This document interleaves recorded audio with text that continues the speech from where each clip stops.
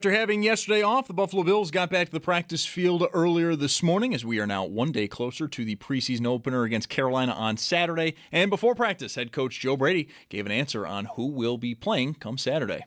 Things can change, after today's practice, but right now, everybody that's healthy is going to be playing out there on Saturday. And that does, of course, include quarterback Josh Allen. But in terms of who was not seen at practice today, as a number of players are dealing with injuries, cornerbacks Maxwell Hairston and Connie Walker, safeties Cole Bishop and C.J. Gardner-Johnson, center Connor McGovern, wide receiver Skylar Bell, and running back Ty Johnson all were not seen. And McGovern, Bishop, Gardner-Johnson, Hairston, and Johnson are all dealing with what was described as, quote, lower body injuries, and Brady would not give any details or timelines on those injuries.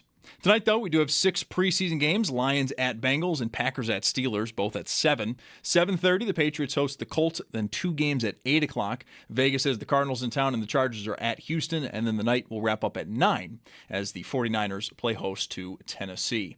In baseball, Bison's at Worcester. That one's tonight at 6:45. And then the majors. We've got some afternoon baseball. Yankees currently trail Seattle 1-0 in the 5th. And then the Blue Jays, they're looking for a 4-game sweep of the Red Sox. First pitch today is in the next few minutes at 3:07.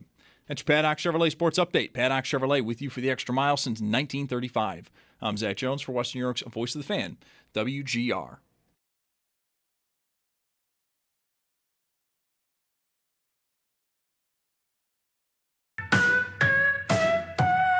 It's Mike Schopp. Not only is this team the thinnest team in contending history in baseball. Their center fielder died. Right, Bump Bailey's dead. He died. Their slugger is dead. He ran through the wall and it killed him. The wall, it's funny. It's death, but it's still funny. And the Bulldog.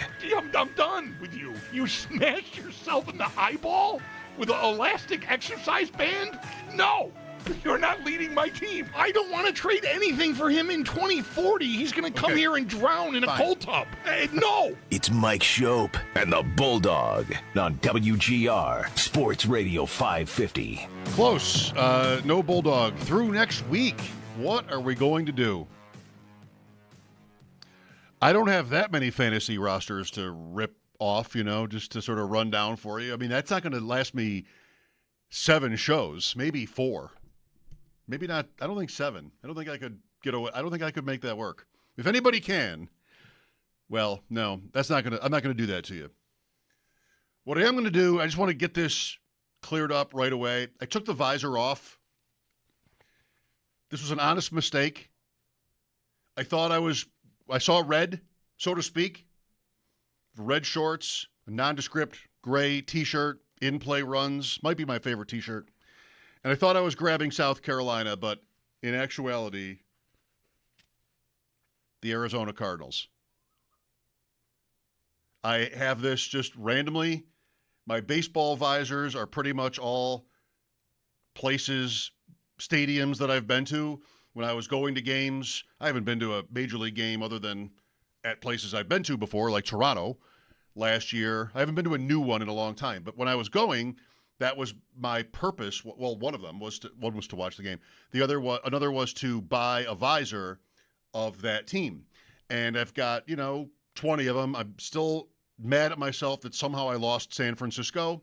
My wife and I each had San Francisco Giants visors. One was black, one was orange. Both are missing. I don't know what happened there because I loved that one. And I've got a couple that I don't like. I mentioned how I have this Tigers one, but the Tigers visor option at Comerica Park was so cheap. I'm like, I got to do it, but it's like sort of an old person big visor. I don't really like to wear it. So I thought I was grabbing South Carolina, same color, this sort of brick red. Instead, Arizona Cardinals. I thought, can I just wear it? A? B, can I pass it off as St. John Fisher? It's the same bird. I'm pretty sure it's exactly the same. Somehow they can get away with that in college sports. You ever see the Bucknell helmet? Is this maybe different now? But Bucknell, the Bison, always had like the Bills logo on it. You see that sometimes. But, I don't have a Fisher visor. I have the Arizona Cardinals. And, I wasn't really that worried about it. Anybody that knows this show well knows that we are famous for hating the Arizona Cardinals. Who doesn't? Who cares? I don't want to do it, though. So, unless I get I have a change of heart. For now, it's off to the side. Other NFL teams. One fantasy draft I was in 10 years ago, always comes back to fantasy. One of the guys in the league might have worked for New Era, just had some sort of a hookup, and he brought in all these hats and visors to the draft. And I grabbed a couple. One was this one. One was New Orleans. Nothing too rivalry. No Dolphins, no Patriots. Wouldn't do that, right? I have Kansas City Royals from when I was at one of their games. I've only been to that stadium one time a few years ago. And even just that KC, I mean, it's the Royals. It's not the Chiefs. It's blue. It's gorgeous, I think. But even that time, that one makes me a little bit self-conscious whether I want to wear that. I was talking about this with Bulldog a week or two ago. Maybe a normal person would say that you wouldn't wear sports logos for teams that you don't like or even care about at all. And this is going to sound dramatic. My policy has been, just whatever. Match it with color. Just don't get too close to home. Don't wear Boston Bruins. Right? I don't have Boston Bruins. Don't wear Kansas City Chiefs. Don't make it. Obviously, you're trying to start something. If you wear some handful Canadians, some handful of teams, it's fluid, right? I mean, depending how much of a rival a team is at a given time, like Dallas Cowboys. Who is the Bills' biggest rival in the NFC? Or a better question is who do the fans dislike the most from the NFC? Does it have to be Dallas? They're harmless. They haven't been anywhere close to a rival or a champion in 30 years. So what's the problem? We have our stadium now. Didn't we sort of hate Dallas because of its money and Jerry Jones? And Jerry Jones was out sort of trying to basically shill for the league to get stadiums built in its lesser markets, by size anyway. And now we have that. So are we still worked up about him? I mean, it's been a long time. Games were not in HD when the Bills last, with those Super Bowl years against Dallas. Anyway, so we were talking about, imagine this even being a question, right? You love sports. That's why you tune into us. Should you only ever wear a sports logo of a team that you really like you want to rep that team? That seems reasonable. That seems fair. My thing has just sort of not been that. It's been, if I went to your game, I will have your hat and I might wear it. If my shorts are red, I will maybe wear the red visor. But there are limits. Even for me, there are limits. Keep it away from the rivals. NFL, it might have to be, I have the Cardinals and the Saints. And I have Carolina. Oh, good thing I didn't. That one I never pull because who has those colors? Maybe I could find some teal shorts or something like that. But those are my three NFL visors would be Arizona, New Orleans, and Carolina. What a collection. Who do we hate right now? New England is been looking for sort of feedback on this one for a while. Is New England back? Do we hate New England last year like we hated New England 15 years ago or 10 years ago? Is it that again?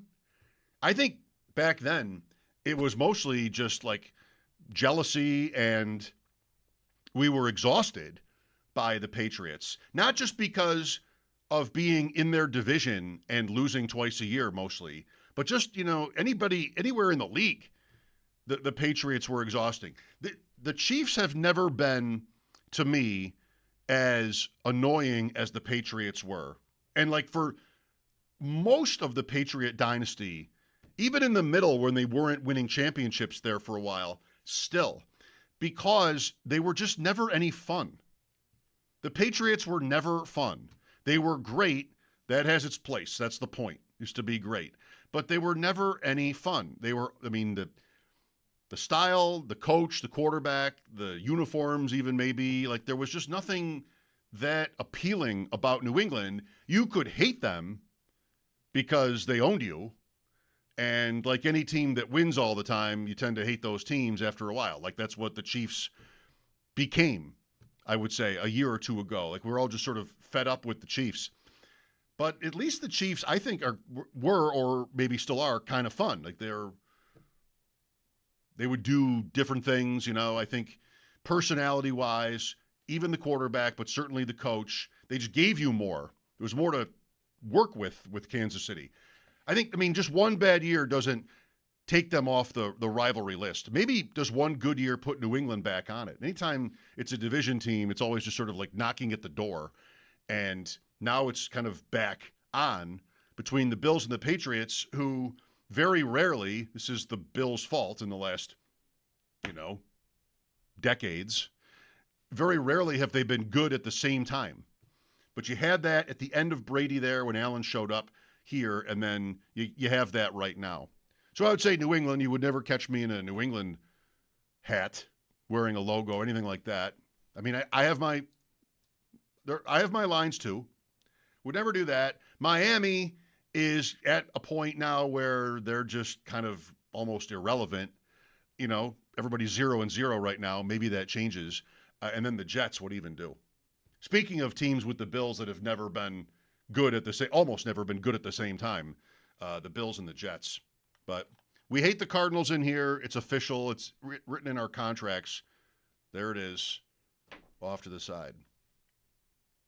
So we got Joe Brady on the record with what the plan is for Saturday. And he said, everybody healthy will play. Interesting. This is the latest change from the Bills under Joe Brady from when they were under Sean McDermott. I'm a little bit surprised. I don't want to say I'm shocked because he's brand new and I had no idea what his thinking would have been about the preseason. I'm going to have Paul on. He's covering the Bills this week with Salloway, as he will do sometimes anyway, Paul. He goes out there on his own and just like, I'm here to cover the Bills, and he just does it. The guy is a true professional. He will be on at 3:30, and I wonder if he would say, and if Brady said this and I missed it, I apologize, but like, is the stadium the point, or is it just that it's I'm the new sheriff, and this is how I want to do it?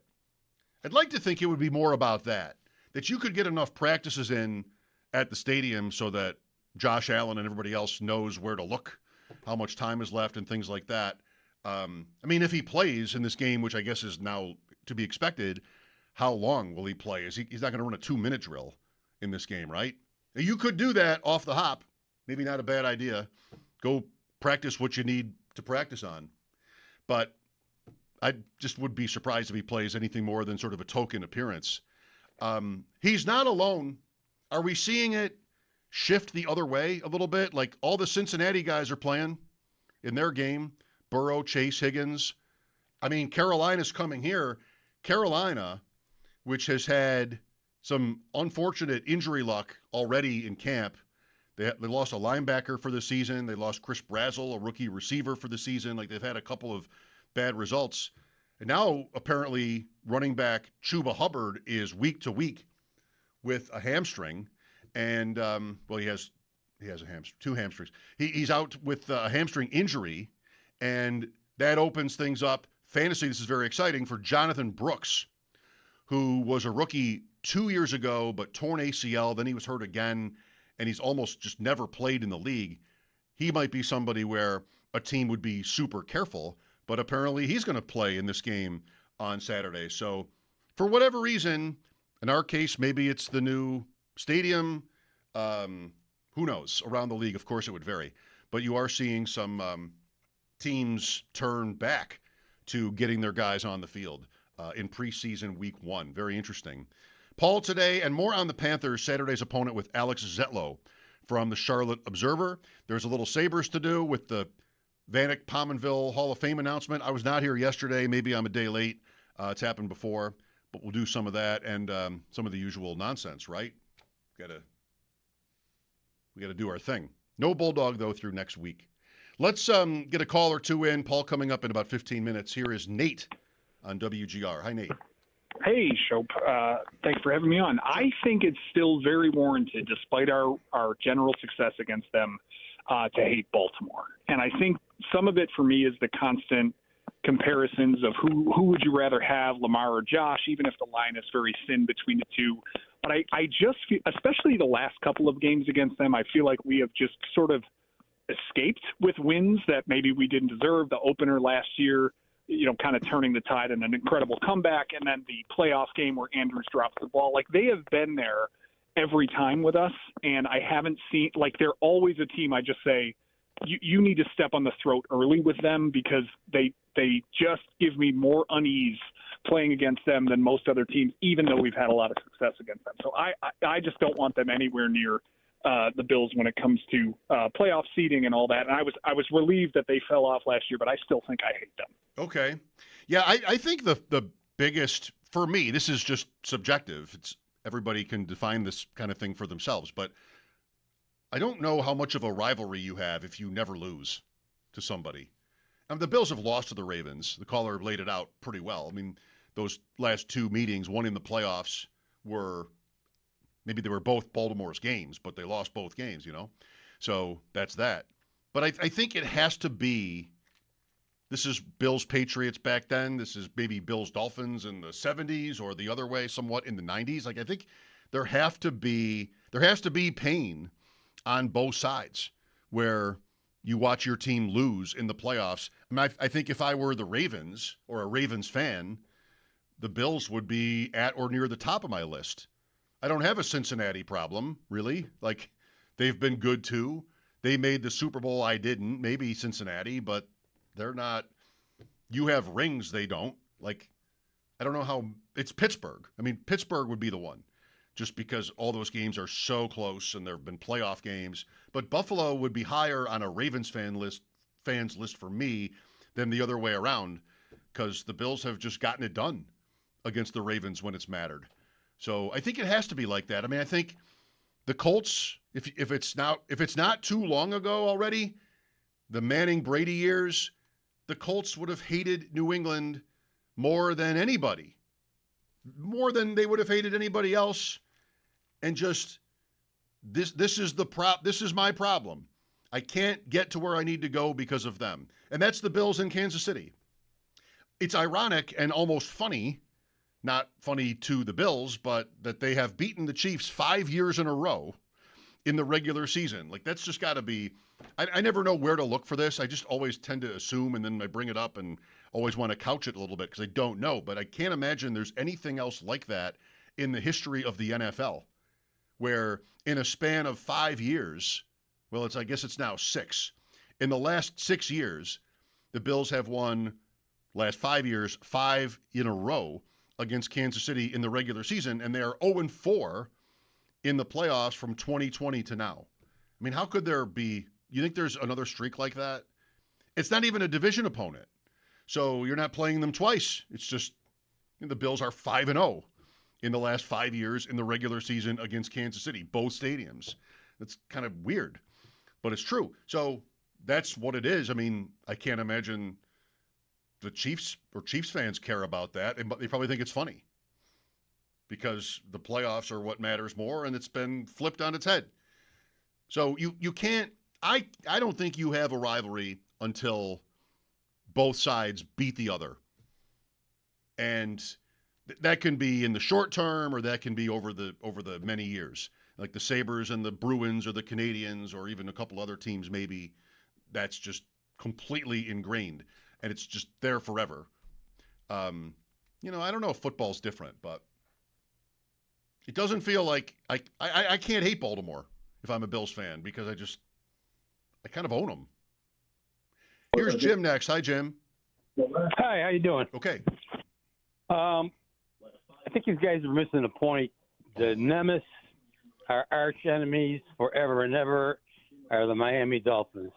You could take the Jets, you could take New England, roll them up into a ball, and it wouldn't be as bad as the Dolphins. You got to remember in the 70s, and people forget this, they beat us for a decade of football. Don't say that people forget that. Well, I mean, I don't understand how somebody can call up and say, hey, Baltimore's our arch enemy and this and that. When, you're talking about a year or 2 or 3, a couple of losses to that team. So you call them our biggest enemy. the Dolphins were our biggest enemy. Nobody liked Shula. Everybody hated Shula. He was on a rules committee. People blamed Shula for bringing in different rules and stuff. They figured the referees favored Miami in the games. Not that anybody has ever had any evidence of that, but okay. Yeah, but I mean, that was the train of thought for the people. What's the difference between the Bills and the Dolphins in the 70s and the Bills and the Patriots when Brady was the quarterback of the Patriots? Because you had 2 wins? When Brady was the quarterback, I don't know. It's just your age, 10, right? 10 years in a row, man. 10 years going to that stadium. 10 years. I remember the day I went to that game. I got there like about 9 in the morning, and you could feel something was in the air. And that's the first time we beat them in that. It was the heat. It was like 90 degrees. Yeah, I remember a guy I remember one guy had a fishing rod, and he had a stuffed dolphin on the other end of it on a hook, and he'd throw it out in the field and bring it in. It was beautiful, but then towards the end of that 10-year series, the players started talking dirty to Miami Dolphins players. Buffalo's an easy win. We're glad they're on our schedule. We marked that down for 2 wins right away, and that's kind of stuff you just didn't want to hear. Well, it was justifiable. Like they weren't wrong. Don't ever forget the Miami Dolphins. That is our arch enemy. Okay, thanks, Jim. It can depend on your age. I mean, you obviously were there for all of that, and we've had this discussion dozens of times over the years. It really does shift based on what's happening. Right now, the Bills have got, I mean, yes or no? I was going to say it like it's a fact. The Bills have got to be the biggest headache in Miami's world. Maybe easily. Like the Dolphins and the Jets have a thing. Every division pair of teams would have their own history, but it's really been Josh Allen completely owning the Dolphins for most of the last decade now that I think would be – see, like sometimes you can hate other teams. I think your team has to be pretty decent to begin with unless you just hate them. I mean, the Sabres for most of the last 15 years, I haven't felt anything for the Bruins or the Canadians because mostly I've just hated them for all their problems and their woes, So you can't get – if you're me, like I can't get too worked up over – the Bruins or the Canadians if my team can't get out of last place. Just like, well it just seems like misdirected anger. I think right now with Miami, you might have this in terms of the Bills, but really your biggest problem would be them and the Tua experience and different coaches. And now you've got the most dead cap money of all time and a win total of 4.5. And I don't know, like I wouldn't want to waste too much energy hating the Bills when I'm in this state, just like with New England. All those Brady years were, sure, hate New England all you want, but I'm the problem. Like, I don't know. I think you have to be a certain level of good for most people to kind of like plug into that. But yeah, I wouldn't pick Baltimore either. It's just somebody called in and said for him, it's them, which is fine. Paul coming up, we'll talk about Joe Brady's comments that the entire healthy roster, that was weird, will play Saturday against Carolina. So more on the Panthers later and wherever else today takes us. Bulldog is off through next week. I want to talk about Dalton Kincaid. That's happened before, but he's one player on my mind today, sort of setting things up for the afternoon. There's a Ryan Paganetti who was on with me a few weeks ago, former analytics coach or director with the Eagles, compiled a consensus wide receiver rankings around the NFL. The Bills come in not far from where you would probably expect it. James Cook was on with Matt Harmon. Matt's a friend of ours, and James Cook did his podcast recently. There was one thing about that I wanted to talk about, and where this is all just within in the Bills category, where Josh Allen ranks in the NFL among quarterbacks in terms of their chances or their odds to lead the NFL this year in passing yards. That's an interesting number, I think. So all of that and more as we go. Paul next. I'm Mike Schopp. Thanks for listening. This is WGR. For more comfort, Now's the perfect time to make yourself comfortable with a new electric heating and cooling system from Belknap. In Western New York, summer and winter bring extreme temperature conditions. Make yourself comfortable with Mitsubishi electric heat pumps, designed to keep your home cool in the summer and warm in the winter, no matter how hot or cold it gets outside. Call Belknap today to learn more. I'm Gary Garfel, president of Belknap. We work on your schedule. We don't charge more for weekends and evenings. That's why we say, give Belknap a ring. I think the biggest, for me, this is just subjective. It's everybody can define this kind of thing for themselves, but I don't know how much of a rivalry you have if you never lose to somebody. The Bills have lost to the Ravens. The caller laid it out pretty well. I mean, those last two meetings, one in the playoffs, maybe they were both Baltimore's games, but they lost both games, So that's that. But I think it has to be, this is Bills Patriots back then. This is maybe Bills Dolphins in the 70s or the other way somewhat in the 90s. I think there has to be pain on both sides where you watch your team lose in the playoffs. I think if I were the Ravens or a Ravens fan, the Bills would be at or near the top of my list. I don't have a Cincinnati problem, really. Like, they've been good too. They made the Super Bowl, I didn't. Maybe Cincinnati, but they're not. You have rings, they don't. Like, I don't know how. It's Pittsburgh. I mean, Pittsburgh would be the one, just because all those games are so close and there have been playoff games. But Buffalo would be higher on a Ravens fans list for me than the other way around, because the Bills have just gotten it done against the Ravens when it's mattered. So I think it has to be like that. I mean, I think the Colts, if it's not too long ago already, the Manning Brady years, the Colts would have hated New England more than anybody, more than they would have hated anybody else. And just this is my problem. I can't get to where I need to go because of them. And that's the Bills in Kansas City.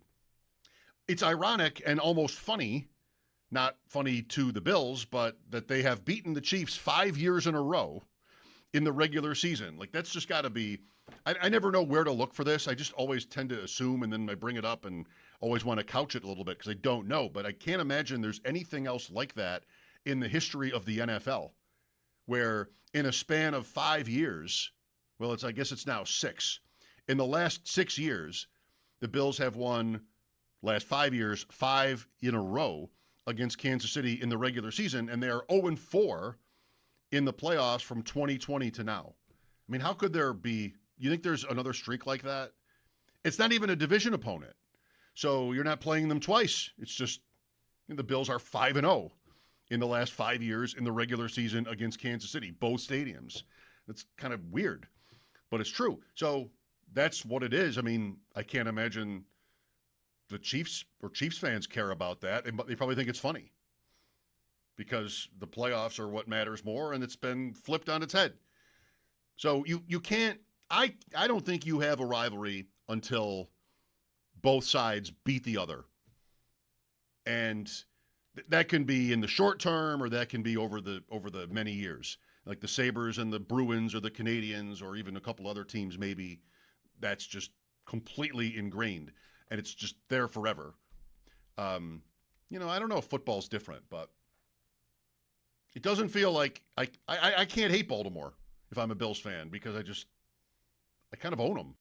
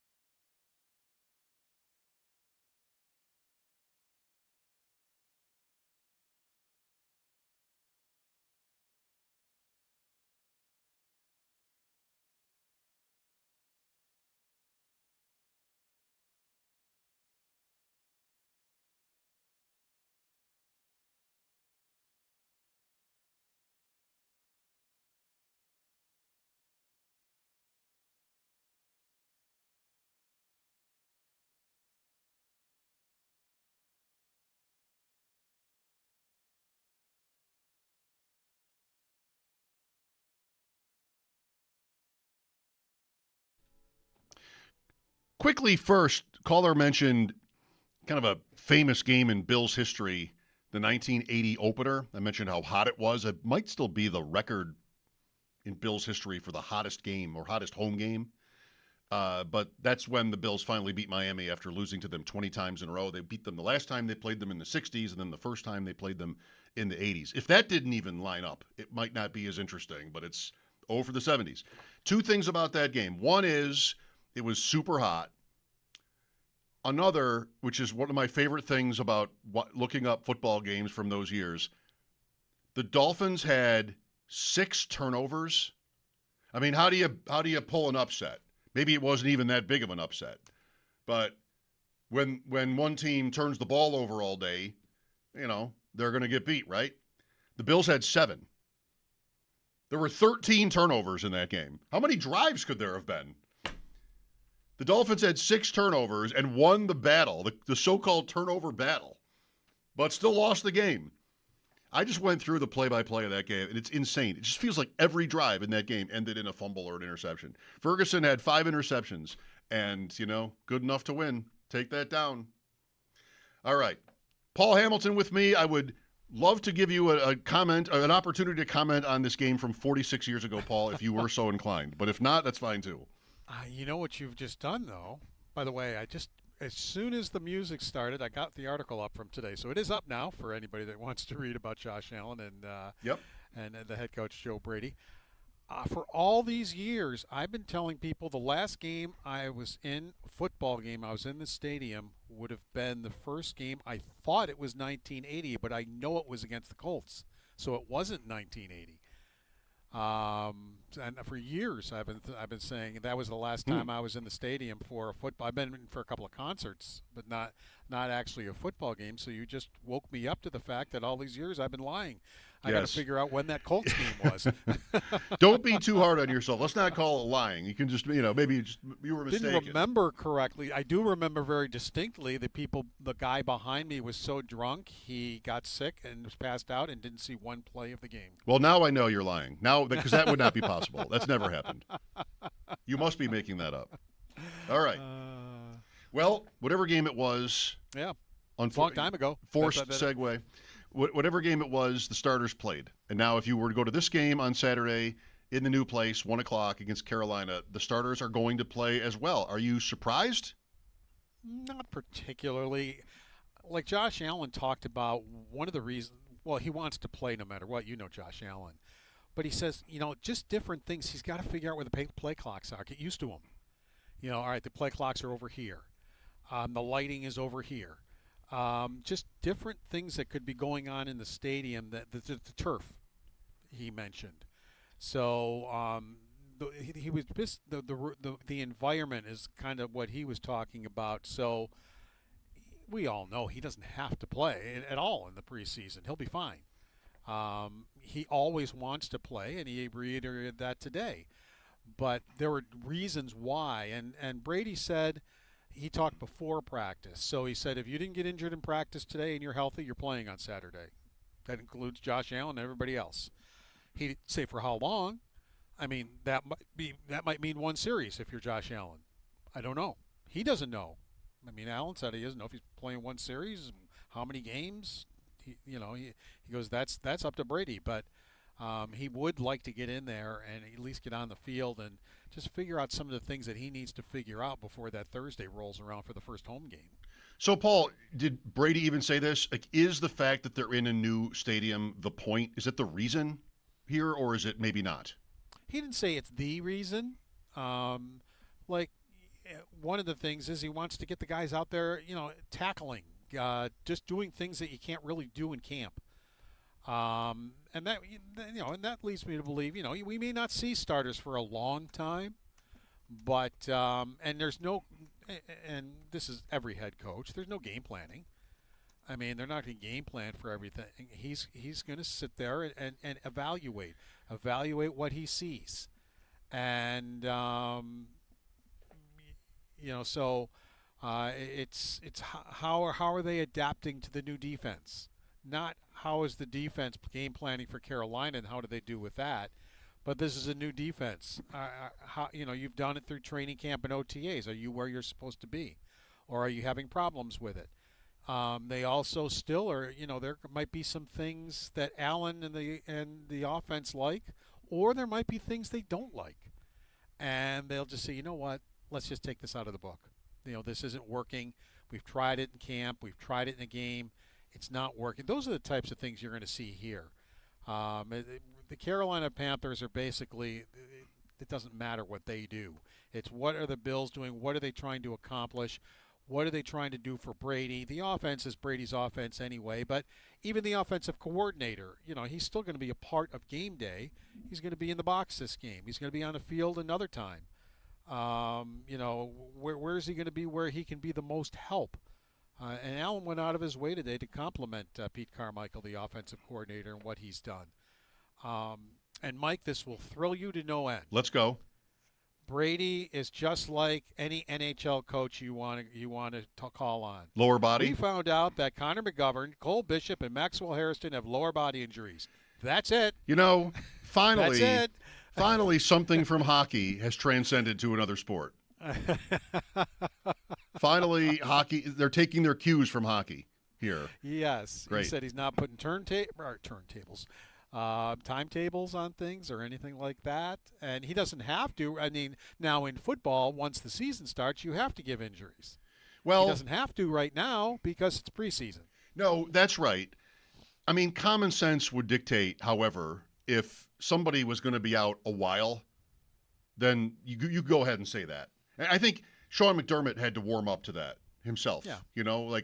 Why take any chances? Maybe Brady is this way also, right? Why take any chances? I don't need to report it. I won't.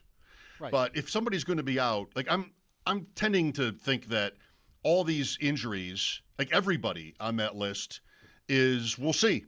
Hopefully they'll be ready week 1. We don't know.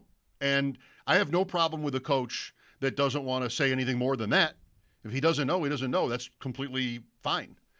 But if it's something worse, McDermott for a while, to that point, he'd come on the station every Friday morning and talk injuries with Sal. And I would say early on in his career, he would never give up. Is somebody going to miss the game? But toward the end, he always did. If he knew, he was just, he sort of I don't want to say found God in this way, but, for all the years of being paranoid about it, well, maybe I can get some advantage if they don't know if Taylor Rapp is going to play or not. He got to a point where he's like, yeah, well, he's out. And Friday morning became appointment listening for this because he got around to just being real about it, which I thought was great. But, coaches tend to not be, their instinct is to not be that way. I think if he's got an injury here that he knows is going to take him to the season, he can go ahead and say so. I'll give him enough benefit of the doubt here to think that he doesn't know that. The first practice outside in Orchard Park, there was a low-flying helicopter that went over, and I honestly don't think it had anything to do more than it may have been a sheriff's helicopter, something like that. I would almost guarantee you it wasn't another team scouts. Yeah. But I immediately thought of McDermott, saying, that's low enough. He might have run everybody inside. or stop practice or something. That was my immediate thought, is if Sean McDermott was still there, thinking this is maybe a little bit more than we think it is, type of a thing. Well, who knows if any of these players again will have injuries that extend into the regular season. I will say I doubt that the Bills, I don't assume that the Bills know that yet, that there's still it's still all up in the air. Where it is the biggest problem, I think, is in the secondary, with Hairston and Bishop and Gardner Johnson. I mean, maybe just this is obvious, but you've got 3 potential starters that are not. I mean, even it's worth something, I guess, that they could play in the preseason, and they won't be able to do that probably, at least for now. So that'll be interesting to monitor, and maybe he's not great for the Bills. Yeah, Gardner Johnson, at least in the beginning of practice, is doing the drills, with the defensive backs. So I'm not as concerned about him as maybe a guy like Maxwell Hairston or Cole Bishop. Right. That's a big one, though. I mean, we've talked to a lot of people over the course of the summer, and the secondary is a real unknown for them. It's a big change from the days of Hyde and Poyer and Trey White, where they were just so solid and, I mean, durable and everything. I mean, White had his injuries, But now you've got new faces. There's youth with Hairston and this year's draft. So big one, for the Bills to figure out. And Hancock, I mean, we talked about him a little bit last year coming in. But even a guy like D. Alford, who spent 4 years with the Falcons. Mm-hmm. So far, I can tell you I've liked a lot of what I've seen in camp, but it's camp. We're not watching games. We're not watching, can he come up and wrap somebody up and stop the run? He's been in the NFL for 4 years with one team, and now he's with a new team. Early returns say they might have a good one here, but we still have to see. Camp, and even camp with pads on, is a lot different than when we're talking about games. With Paul Hamilton, he was out there today. The Bills and Panthers Saturday afternoon at 1 in Orchard Park. Preseason game number 1 and game number 1 in the stadium's history, which is very exciting. Do you have your own take on this ongoing debate about James Cook and catching more passes this year? He was on with a guy we know, Matt Harmon, from Yahoo now. And Matt asked him about, it seems everybody's talking about this. And Cook basically said, what was the quote? "We'll see on Sundays. To be continued." He was coy about it. Are you taking for granted that that's going to be, with Carmichael, people have made this point, he had Alvin Kamara, where that's going to be a newer feature of their offense, or not necessarily? Well, with Ty Johnson being the third down back, I was a little torn about it, because I'm thinking James Cook is one of the best running backs in the NFL now, and you're taking him off the field on third down. But yet Ty Johnson did a lot of good things on third down, including making some really nice catches, for first downs and occasional touchdowns. And there were times I walked away from a Bills game going, Ty Johnson had a nice game. He really helped them on third down. But you also are taking one of the better running backs in the National Football League off the field to put him on the field. And now James Cook at times has a little trouble catching the ball, and I don't want to say it's a problem, because it's not a huge problem, but there have been times where the ball's been right there and it was going to be a big gain and he couldn't hang on to it. So, definitely, I mean, that's the thing I hear. Well, they're going to make Kincaid a little bit more, into the offense, and they're going to throw the ball more to Cook. And, I'll steal a line from Keon Coleman. There's only one football. And, so all these things that I just brought up can't all happen, really, because, DJ Moore's around. Well, they're going to try to get the ball to DJ Moore. Hey, well, what about Josh Palmer? He's really had a good camp, and, he can maybe do it. And what about Coleman? How useful can he be? Can they start throwing the ball to him? Knox had a lot of balls go his way. Now, I think in an ideal world, maybe not as many balls go Knox's way and some of them go other ways. But that's the only thing with Cook is I sometimes sit there and say, it's third down and you got a really good running back over on the sideline. Yeah. Are you a Kincaid believer, truther, Paul? I mean, it's kind of this much I think we know, that when he is on the field and healthy, Allen will look for him. I mean, he's somebody that has had a good target share for a tight end, and even with that, some good, yards per catch, those kind of numbers. Like he is somewhat of a weapon. Then, we're talking about his durability all the time too. How do you feel about him?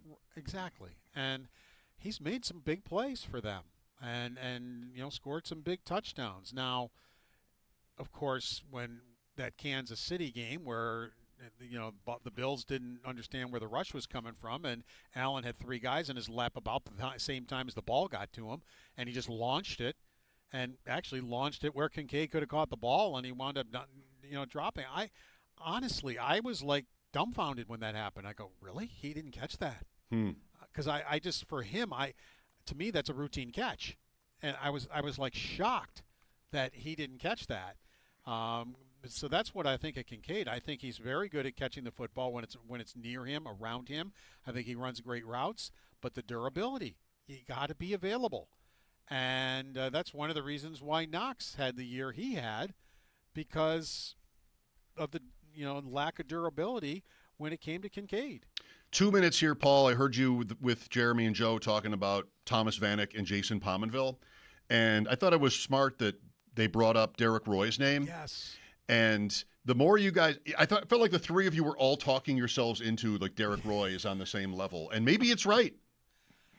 I don't, but he's never had. I don't even remember him with an A on his sweater.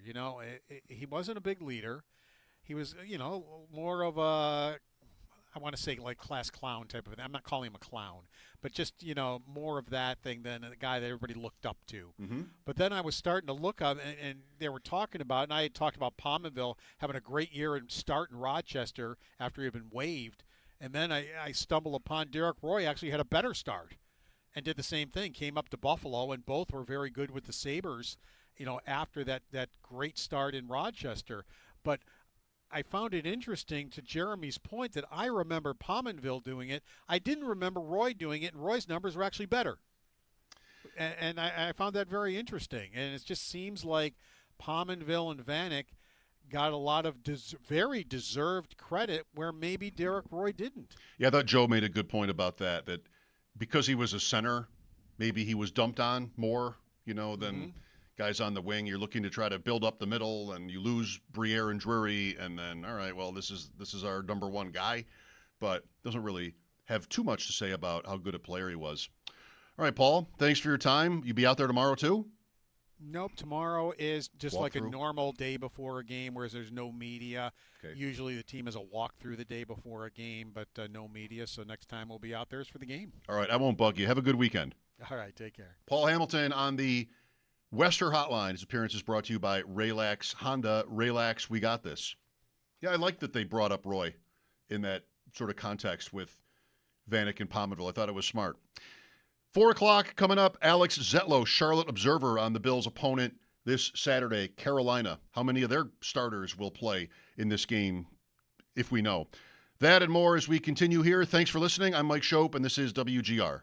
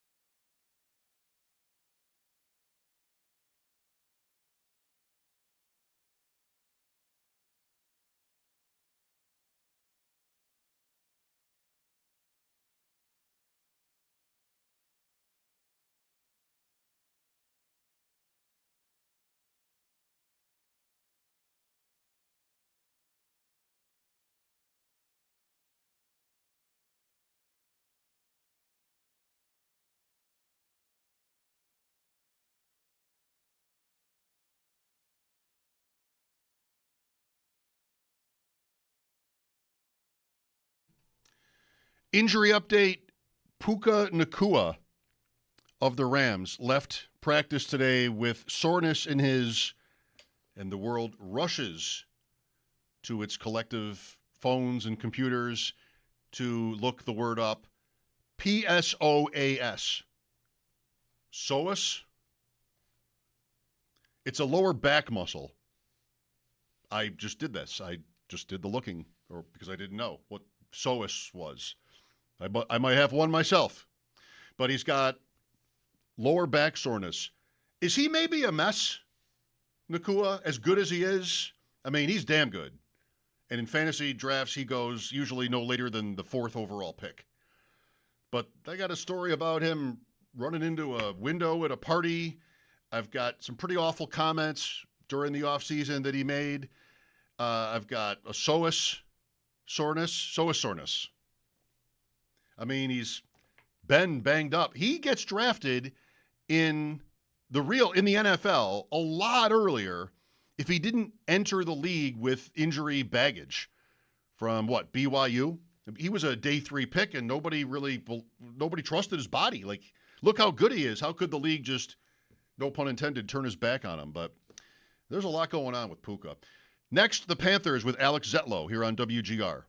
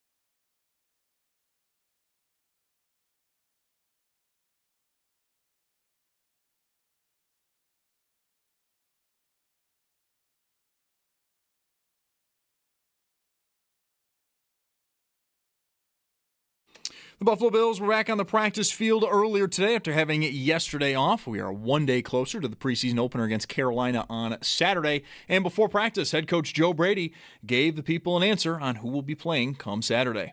Things can change, after today's practice, but right now, everybody that's healthy is going to be playing out there on Saturday.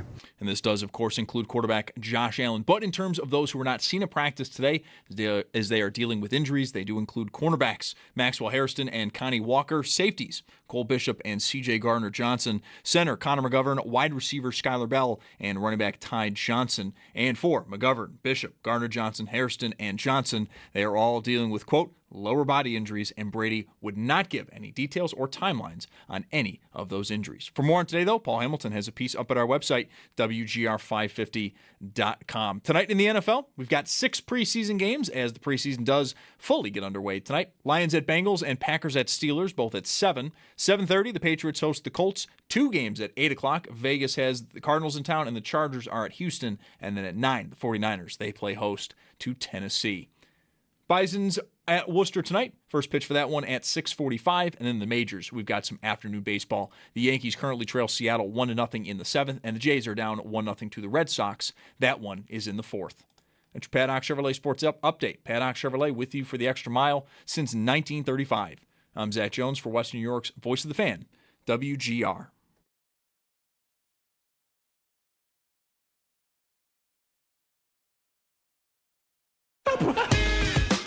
It's Mike Schopp. You might be mocking me or you might be staunchly agreeing with me. I can't tell.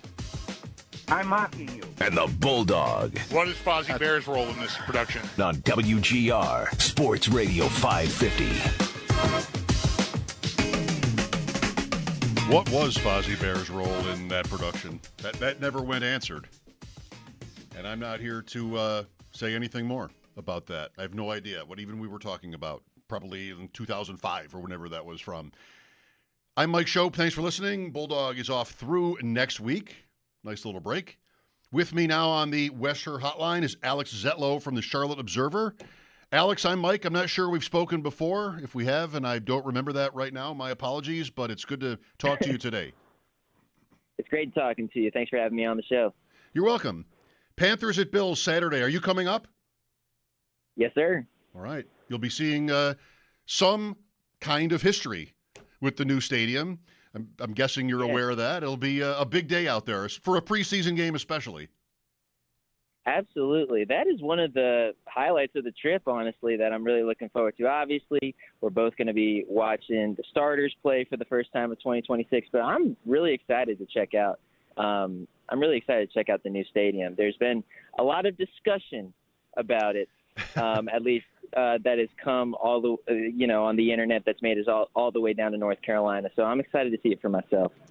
I mean, maybe I'm biased here. I'd like to think I'm somewhat objective. I don't think it's, a big deal what's been said so far. I mean, you have some seats that are, people are upset that they don't have a clear, unobstructed view of the field. That seems reasonable. I don't want to scoff at that, but by all accounts otherwise, Alex, it's kind of spectacular, this place.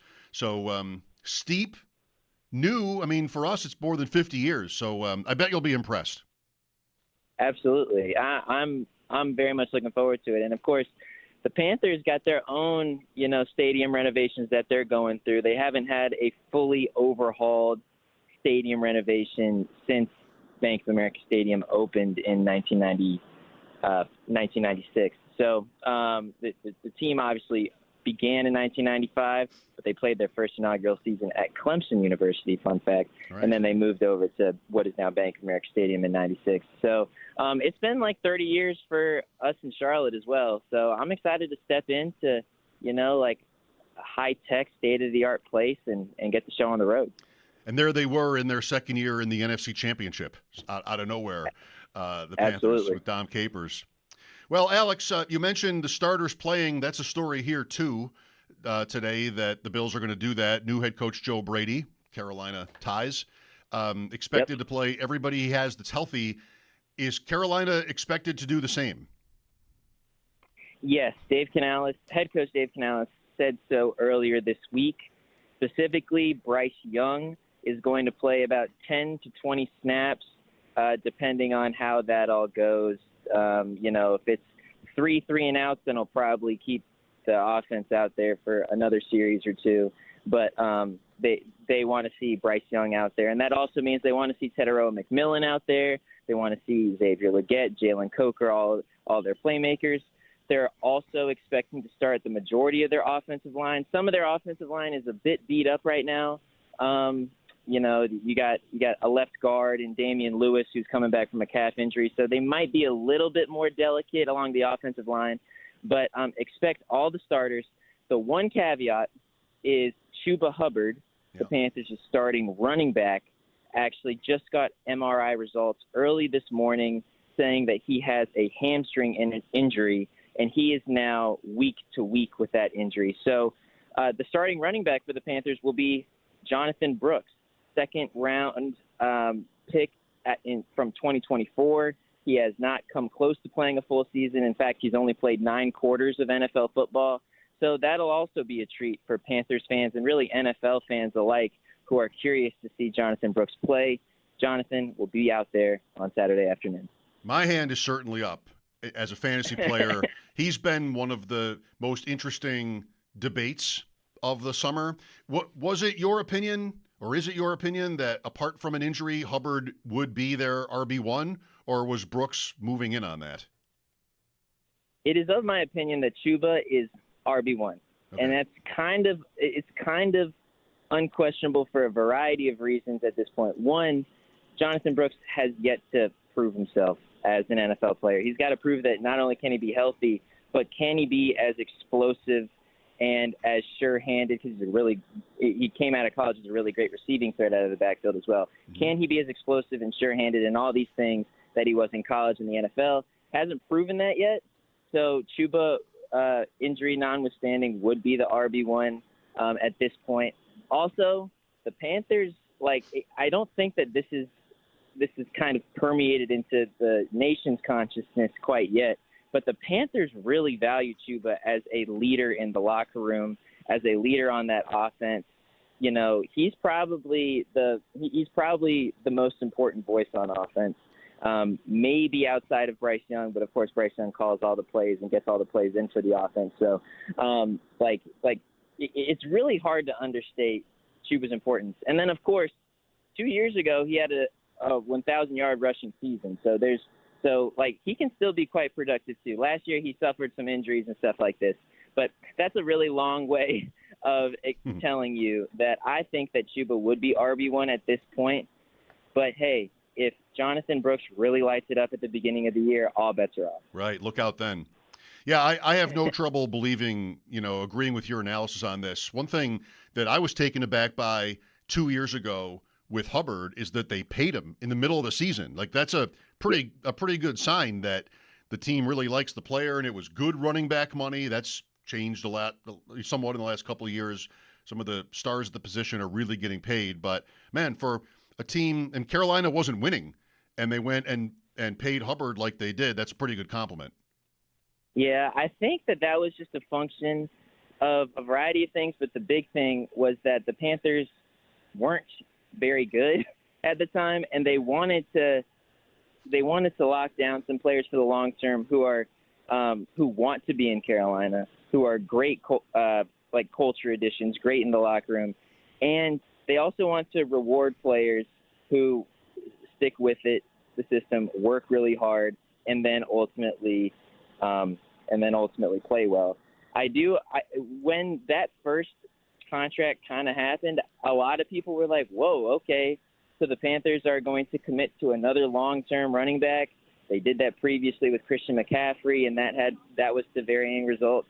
But I think this was a move of, we are in the process of rebuilding, and in order to have a successful rebuild, you need some players that know what Carolina's all about, know what the Panthers are trying to build, and can kind of help them reach that goal. Mm-hmm. And ultimately it has been a pretty successful investment up until this point. Again, 1,000-yard rushing season 2 years ago. Chuba, when he was healthy last year, was also really good. That final playoff game, I think he scored 2 touchdowns. I might be stretching my memory on that, but he's like Chuba's an underrated guy. I've said it here on local radio local radio shows too. Like Chuba, I know all the attention goes to Jonathan Brooks, but Chuba is really underrated and really important to this locker room. You're right that Hubbard had 2 rushing touchdowns against the Rams in what turned out to be a pretty wild card game in the playoffs in January. Mike Schopp here. Sorry, Alex. Mike Schopp here. Bulldog is off today. Alex Zetlow, our guest from the Charlotte Observer. So let's talk about Bryce Young. You seem to have an interesting, an informed perspective on maybe what the public, in terms of NFL fans or even media might maybe have right about the Panthers when we're talking about Hubbard here. What is it about Young then? Is there maybe some more of this where you think there might be a misunderstanding of like basically either how good he is or what the organizational commitment to him might be? What do you see? I actually think that the national conversation around Bryce is a bit more aligned with the local conversation about Bryce. The real thing is that, and a key executive for the Carolina Panthers kind of went out right and said this earlier this offseason, that Bryce's ceiling is still unknown. Last year he struggled at the beginning of the year and then had some flashes of brilliance. He broke the Panthers' all-time single game passing record against the Atlanta Falcons. He threw for over 400 yards. That broke Cam Newton's record, and everyone nationally was like, "Oh my gosh, Bryce is turning a corner." Blah blah blah. Right. And then the next week, he kind of couldn't put together a great week, and that ended up in a loss. I can't remember exactly what that following week was, but that was also that was kind of what the Panthers' season was last year. One remarkable performance, and then kind of followed up by a letdown performance. And so Bryce's next step is to find consistency, however that looks, whatever that may result in. And if he can kind of find that, then the Panthers are willing. This is just my understanding. The Panthers would be smart to try to find a way to lock down Bryce Young for the future. I understand that having a quarterback is really expensive. Buffalo Bills fans understand that having a quarterback that they really like, that they can really count on, is expensive. It's $50 to $55 million average per year. I get that. And I'm not saying that Bryce Young should be paid like Josh Allen, but I'm just saying this Panthers fan base has gone through several years, like a really long time, without figuring out the quarterback problem. And I think that this front office thinks that Bryce Young could be the answer to that.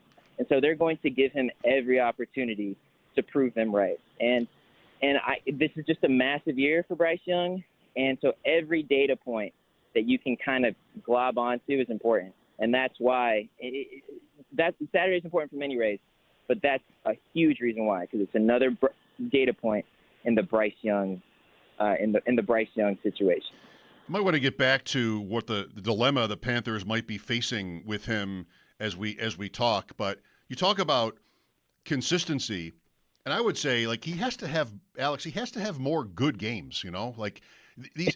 Yeah. If to use Allen as an extreme example, of course, but he was pretty much undeniable, and you got to a point where there was no question. Like they had to do it. But you have examples like Tua in Miami and other guys through the years where, damn, I mean, the team is really in a tough spot. So I would think for fans at least, if not for the organization, I mean, he had 3 games last year over 206 passing yards, right? Like, if it's that many, I think it is. So hopefully we still have you because your phone sounds different. But, I mean, you got to have more upside from Bryce Young, not just consistency, in my opinion. You need both. I couldn't agree more, and that's why the front office went out and said his ceiling is unknown. And this is important. I will say I talked to backup quarterback Kenny Pickett earlier this offseason about Bryce Young and all the ways in which Kenny is helping Bryce and enriching conversations in that quarterback room, et cetera, et cetera. And Kenny said something that I thought was quite interesting, that it's kind of widely understood in the NFL that the third year in the same system is the magic year for a quarterback. And that is the year that Bryce Young is embarking on now. So, because if you remember, year one was the Frank Reich single season in which Frank got fired 11 games into the whole season. And then they brought in Dave Canales, and so Dave Canales has been here for 2 seasons, and he's about to enter his third. And if Bryce can figure something out in this third season that he couldn't in the last 2, I think it just seems to make sense. Year one, you saw some flashes of Bryce Young's brilliance kind of toward the end of the year after he was benched, after all that. And then in year 2, you saw it a bit more often, but it was wildly inconsistent. The Panthers were playing well and playing poorly pretty much in metronomic succession. Win one game, lose the next. Mm-hmm. And so it just seems to make sense that this third year in this Dave Canales system will be Bryce's year to kind of shine and really break out onto the scene. But, I hate to say it, I was saying similar things at this point last year as well. So, and that obviously didn't happen. So, it still remains to be seen. Everything starts on Saturday, though. So, this is certainly a preseason game that Panthers Nation will definitely tune in for. Hey, Alex, it seems like the consensus is that Young has the right coach for this. That Canales he's qualified. He's had some success. I mean, with Mayfield, and even since he's been in Carolina going into year 3. So, I mean, is it too obvious? Like they have a coach that has that kind of credibility, where if Young doesn't hit, then it's sometimes a quarterback, Darnold and Todd Bowles maybe, or something, going back a little bit, where it's a defensive coach and you wonder if the teaching is right or the opportunity is really right for the player. But Young wouldn't really have that excuse, I think. I mean, it is actually a fair point. That's a big reason why David Tepper brought in Dave Canales in the first place, because he was kind of known as this quarterback whisperer, not only rejuvenating Baker Mayfield's career in Tampa Bay when Dave Canales was the offensive coordinator, but also rejuvenating Geno Smith's career when Dave was all the way in Seattle with the Seahawks. So that's a big reason why Dave got the job in the first place. And so, but of course, this is also Dave Canales' first head coaching job. This is Brad Idzik's first time being an offensive coordinator. This is Brad Idzik's first time being the main play caller, because the Panthers shifted play calling duties from Canales to Idzik earlier this offseason, and Idzik's been he called the plays for the Hall of Fame game on Thursday night. So you're never going to have a perfect system where you can kind of control all these other variables and just like isolate one and see, okay, that's the problem. Okay, this is the problem. That's just not. If that were the case, then the NFL would be no fun, and we wouldn't be able to talk about this sort of thing in the newspaper or whatever. Mm-hmm. But at the same time, I think you're making a salient point that this program has really given Bryce so many opportunities and so many tools to shine. You got the offensive rookie of the year in Tedero McMillan on one side. You've spent a lot of draft capital on the offensive side of the football. Last night, you literally just went and got Darren Waller. I understand that he is 33 years old, but like this tight end room was kind of considered a pretty steady, pretty like what's the proper word? Pretty solid position group, and you go and you add in a player who might just be tight end 1 now. So they are doing everything they can to help Bryce Young succeed. And so I think your point makes a lot of sense. And this is the charge for Bryce Young. Find a way to be consistent, because your fate, not only in the Carolinas, but also in the NFL, your fate is up to you now. And that's kind of the messaging that we have been hearing from this Panthers front office. Alex, do you think Waller could play Saturday?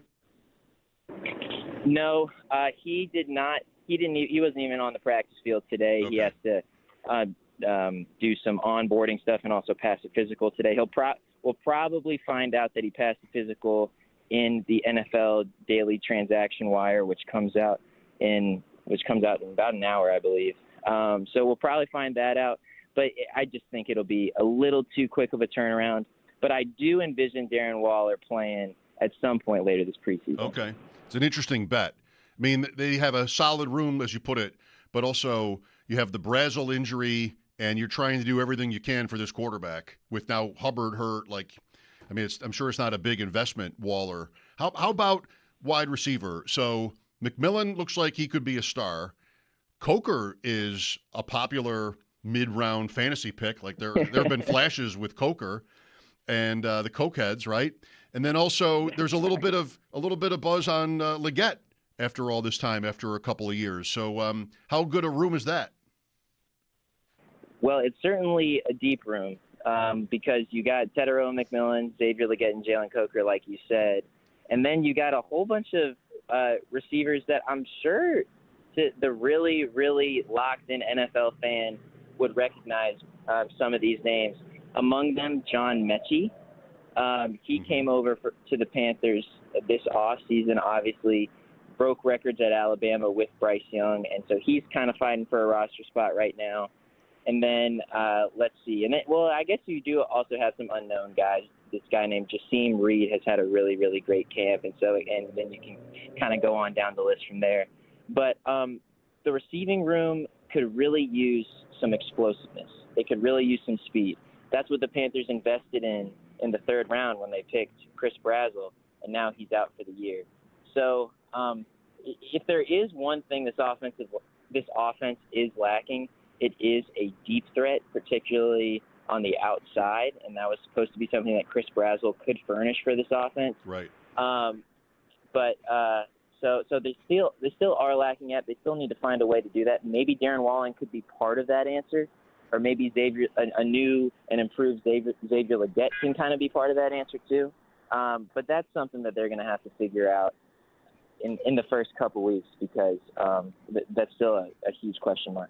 Alex, last thing. We haven't talked about the defense at all. Mid-grade unit last year, 15th in points allowed. How good should the defense be for Carolina? Well, if you were to ask me right before training camp, I would have said that this defense could be a top 10 defense, and I wouldn't be shy about that at all. But injuries. They went out and added this guy, Jalen Phillips, who was one of the top free agent pass rushers on the market this past March, obviously coming from Miami and from Philadelphia last year. And so he was really good. And then they also went out and got probably the best inside linebacker last year in Devin Lloyd. He led the position in interceptions, is just raved about as a great blitzer as well. And so between Jalen Phillips and Devin Lloyd, those two guys would have brought a lot of explosiveness to this Panthers defense. The only thing that's really giving me pause as of right now is that their second-year outside linebacker and pass rusher, Nick Scorton, went down with a really devastating ACL tear the first day of training camp. And he was supposed to be the guy who's lining up on the other side of Jalen Phillips. And so now this pass rushing question is all in question again. Right. But I still think the Panthers defense could be pretty good. They got this guy in Derek Brown who is constantly low-key getting snubbed from all of these Pro Bowl and All-Pro lists, whereas he is also raved about by his peers as one of the best run stoppers in the NFL. So, I mean, when you kind of put everything – oh, and then, of course, you got J.C. Horn and Mike Jackson as two of the best cornerbacks in the NFL. At least that's what Matt Stafford said right before he went and played them in the playoff game. So, like, they have a lot of talent. It's just a question of, like – they also do have some weak spots as well. And now with Nick Scorton's injury, that I think a lot of what they were building kind of gets suppressed a little bit. My enthusiasm, at least, gets suppressed a little bit. So, if we're talking like ranking, I think I would say they would be a top 20 defense, which I know is not the hottest take. But, I mean, it's still a huge improvement from what they were 2 years ago when they gave up the most points in NFL history or whatever it was. So, yeah. So, okay, sorry for a lot of words for not really saying anything profound right there. But that is, but that's essentially where the defense stands right now. There are stars on that side. Very good. Alex Zetlow, Charlotte Observer. Have a great time up here, Alex. Thanks for giving us so much insight and your time today. Absolutely. I can't wait to try the wings. Let's go. I mean, you can't go wrong, I would say. Thanks, Alex. Enjoy Western New York. Thanks so much. You're welcome. Thanks. As you may know, I'm not the guy here to sort of steer him in certain directions when it comes to wings. I'm really not that particular. I know a lot of people obsess about that, and that's fine. I've got my own obsessions. They're different than yours, perhaps. All right, the Panthers on Saturday. Might want to talk for another minute on the Bryce Young thing, because they're really stuck. If he's not great, do they have to pay him? You start over? They're in one of those predicaments, I think, Carolina. 803-0550. Talk some rivalry stuff in the first hour. Not the uniforms, but just sort of where everybody's – a temperature check on Bills fans with that. We'll get into Saturday's game and the starters playing and different things as we go through the afternoon. Would love to hear what you're feeling about them. 803-0550 is the number. I'm Mike Schopp. No Bulldog today. This is WGR.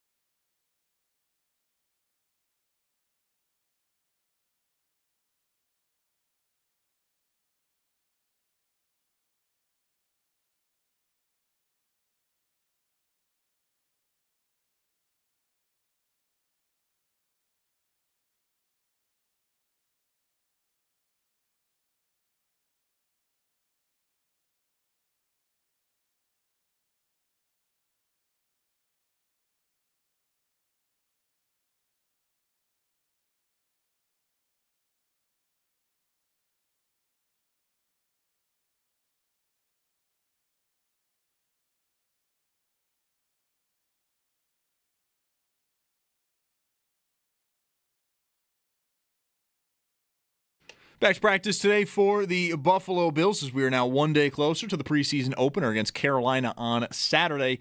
And before practice, head coach Joe Brady gave an answer on who will be playing on Saturday, and that will be everyone that is healthy, including quarterback Josh Allen. But in terms of health, cornerbacks Maxwell Hairston and Connie Walker, safeties Cole Bishop and C.J. Gardner-Johnson, center Connor McGovern, wide receiver Skylar Bell, and running back Ty Johnson were all not seen at practice today. And then in terms of specifics, McGovern, Bishop, Gardner-Johnson, Hairston, and Johnson are all dealing with lower body injuries. Brady, though, would not give any details or timelines on those recoveries. And for more on today, Paul Hamilton has a piece up at our website, WGR550.com.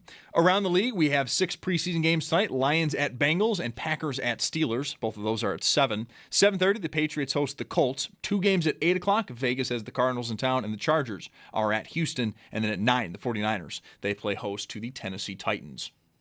Bison's at Worcester tonight. That one is at 6:45, and then some afternoon baseball. Yankees game goes final, and they get blanked by Seattle 1-0, while the Jays, they currently trail Boston 1-0 as well. That one, though, is in the 6th. That's your Paddock Chevrolet Sports Headlines. Paddock Chevrolet with you for the extra mile since 1935. I'm Zach Jones for Western New York's Voice of the Fan, WGR.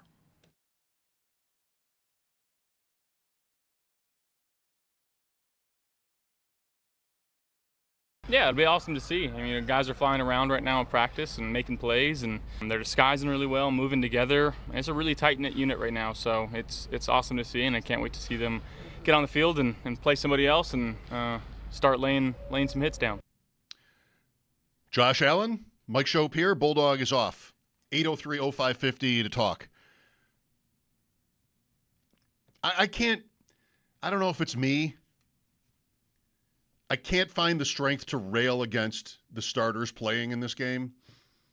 I'm excited about the new stadium like almost everybody else and feel in a certain way that it's appropriate that Josh Allen play in the game. I think it's kind of weird, but it's also normal for what happens in football that the prior stadium went out on a 4-touchdown Mitch Trubisky game just because the Bills didn't need it, no home playoff games, and that was that. So, yes, it's the preseason. I think the stadium might break ties on what they're going to do, but we don't know from any history with Joe Brady before. And I think if I were Brady, I asked Paul last hour if the reason why Allen is going to play here is the stadium. Where's the play clock? All of that stuff. And he said that wasn't said, that Brady didn't go as far as to say it's the reason for it.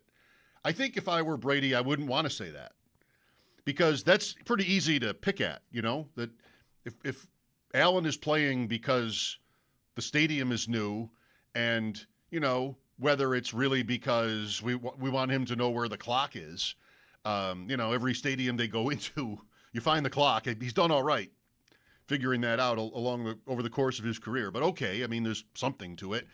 I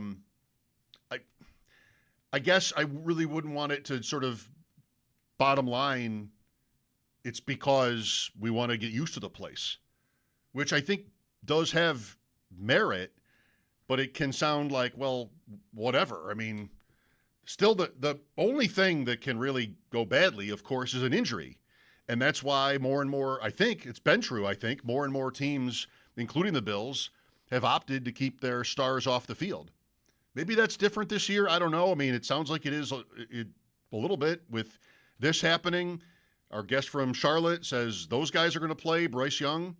And Cincinnati's one where, do they need to know where the clock is there? Or is it just, it's what we do? Right? Burrow, Chase, Higgins are expected to play for the Bengals whenever they have their first game. So to me, it tends to be the kind of thing where I just don't think it's worth the risk. It's the only thing that you'll know. I mean, we'll talk about plays from this game probably. Maybe not even. Depends on what happens. But not always do we sit here and talk about what happens in preseason games. Sometimes they just go by. The only thing that can really matter is an injury, and I'm sure they'll do everything to make it as easy as possible for him. Just throw it away, hand the ball off, the basics. He's been so durable anyway. But I just never like taking that for granted. I think it's good. It's with good reason why teams sit their starters in the preseason. I think that's made sense. And it's interesting, if not controversial, it's interesting that Brady is going against that here. And he's not alone, as we're saying. 803-0550 is the number. I just can't find the strength to rail against it. It's a little bit of stadium enthusiasm. It's just a little bit of like, all right, well, what are the odds? The odds are 0 of an injury if he doesn't play. And they're what if he does? 0.00x%? I just wouldn't want to risk that. So that's one decision to talk about. We don't have to spend much more time on the Carolina Panthers, but man, they I think are really stuck with their quarterback situation. Unless, like we talked about in our last conversation here, unless Bryce Young takes, I think I would need huge steps this year for me to want to make that commitment. Otherwise, what I think I'm doing is trying to salvage that draft pick and cross my fingers and hope that he comes around to looking like somebody that deserved to be picked first overall, which hasn't happened yet. I mean, Scott Barrett brought this up on Friday's show last week. He said, I looked it up today from talking with Alex Zetlau from Charlotte. I think his fourth best game last year in yards was 206 yards. And Barrett said how, I think it's 4 with that one, over 205 yards passing out of 17 games. Dak Prescott had 16 out of 17 games with that kind of number. Like, they didn't win either. One of those two teams was in the playoffs, and it wasn't Dallas. But still. So what is Carolina supposed to do? We've been there, and we've seen other teams get into that spot. And isn't it always the right decision to move on? No matter where you go next, isn't it always what you should do? What did Miami, I know this is all hindsight, but who wasn't saying it then, before he got paid? What did Miami gain? What did they win for paying the league's 20th best quarterback? What did he make? $40 to $50 million a year. What did Miami gain from that? Nothing. And I guess there would have to be certain exceptions to this over the years around the league, but man, it just seems like such a tough bet. And Young now has had 3 years in the league. One, he was in and out of the lineup. Then he had these spurts going into last year, and then last year he went 10 games with one good one. Yes, they were in the playoffs, but that's more a function of what division they were in. I don't know. You always have to have a different idea, and if you're the GM or even the coach in those situations, you might just be doomed. Because are you going to be in charge of the next one? Are you going to get to pick the replacement? It might just be, dead on the vine there. But man, it would be if we were they, we would be arguing about this constantly. This is us when it was Ryan Fitzpatrick, who was not a high draft pick, by the way, or even a Bills draft pick. We had this with Lossman. It's now ancient history. Since Allen is now going to what, year 8? So everything seems like everything pre-Josh Allen seems like a long time ago. Tyrod Taylor, who was better than Ryan Fitzpatrick and Lossman, got them to the playoffs. He was pretty good, but the Bills never went crazy with him. And the Bills even knew, I'd have to say as a Tyrod Taylor fan, this is to their credit. He's an interesting comparison too. As a fan of Taylor's, I would have to say that they decided before that 2017 season was over that they were going to have a different quarterback the next year. They didn't know it was going to be Josh Allen. They might have wanted it to be, they might have wanted it to be Nathan Peterman actually. But remember that offseason, there were rumors about 2 guys, Brian Hoyer and Mike Glennon, that the Bills were looking there for their 2018 veteran starter while they developed their rookie. And that all fell through. Or that was actually, no, you know what? I think that was 17. I might be a year off on that. One of those 2 years. I think it might have been 17 because Taylor was supposedly looking for a contract The story about him maybe at the combine or something, and he didn't get one. He couldn't find one. So he came back. I think that's what it was. The point isn't really that. The point is that they never trapped themselves to, attach themselves to a deal with Taylor so that they really had no alternative and like, all right, well, we'll go as far as this takes us. And whether you're him, who was not on his first team, was not a high draft pick, or the first overall pick in the draft like Bryce Young, what's the difference?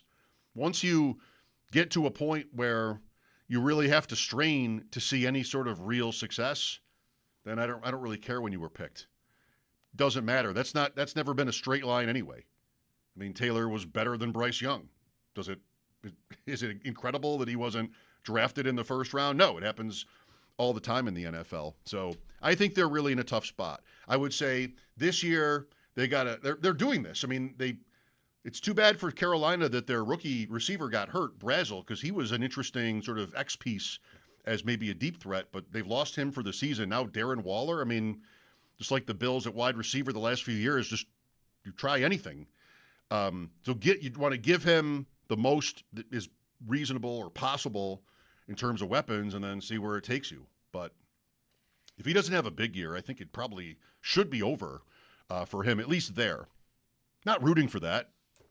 No reason to root against Bryce Young. They're not on the list of teams any fan would consider a rival. So from a Bill standpoint, there isn't. There's nothing. He's not controversial in any way. Just whether he's good. Kyler Murray. So Bryce Young gets compared with Kyler Murray because of his size.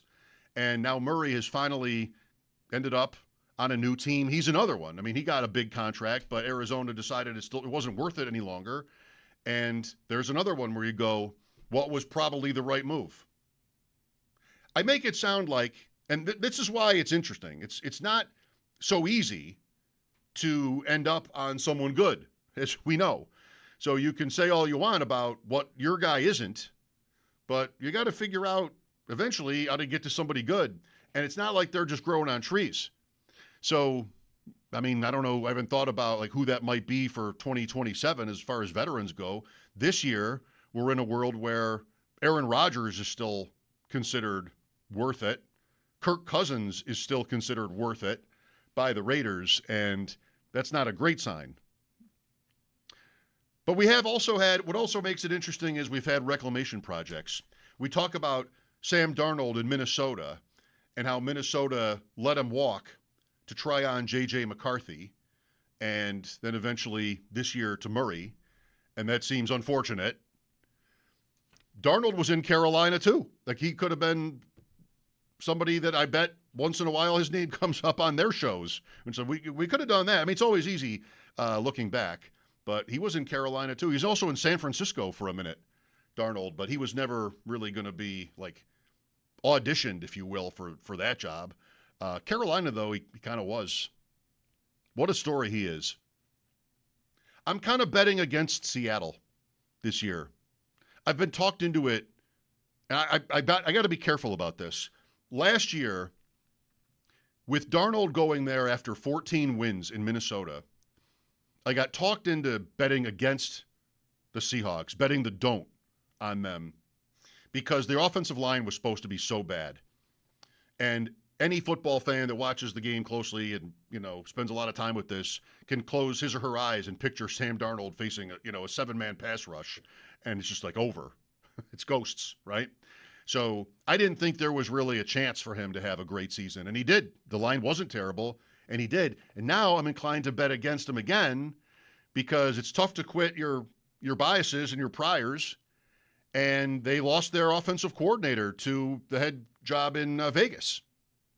And that might be a big deal. It's not like their skill position guys, especially after JSN. I mean, most fans might have trouble naming any of them. So that's what makes me a little bit scared for the Seahawks. Not that they should be bad, but they tend to settle for defense is pretty fragile, not easily predicted year to year. They're coming off a great year.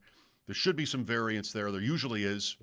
And I don't know if they can come close to repeating what they were last year. Kenneth Walker left. Zach Charbonnet, the complement to Walker in Seattle, is coming off a knee injury, might not be ready for the start. They've got a rookie there, Jadarian Price from Notre Dame. It doesn't feel like that solid of a bet with the Rams, right in their face in the NFC West. I'm Mike Schopp. Give me a call if you'd like, 803-0550. No Bulldog through next week. This is WGR.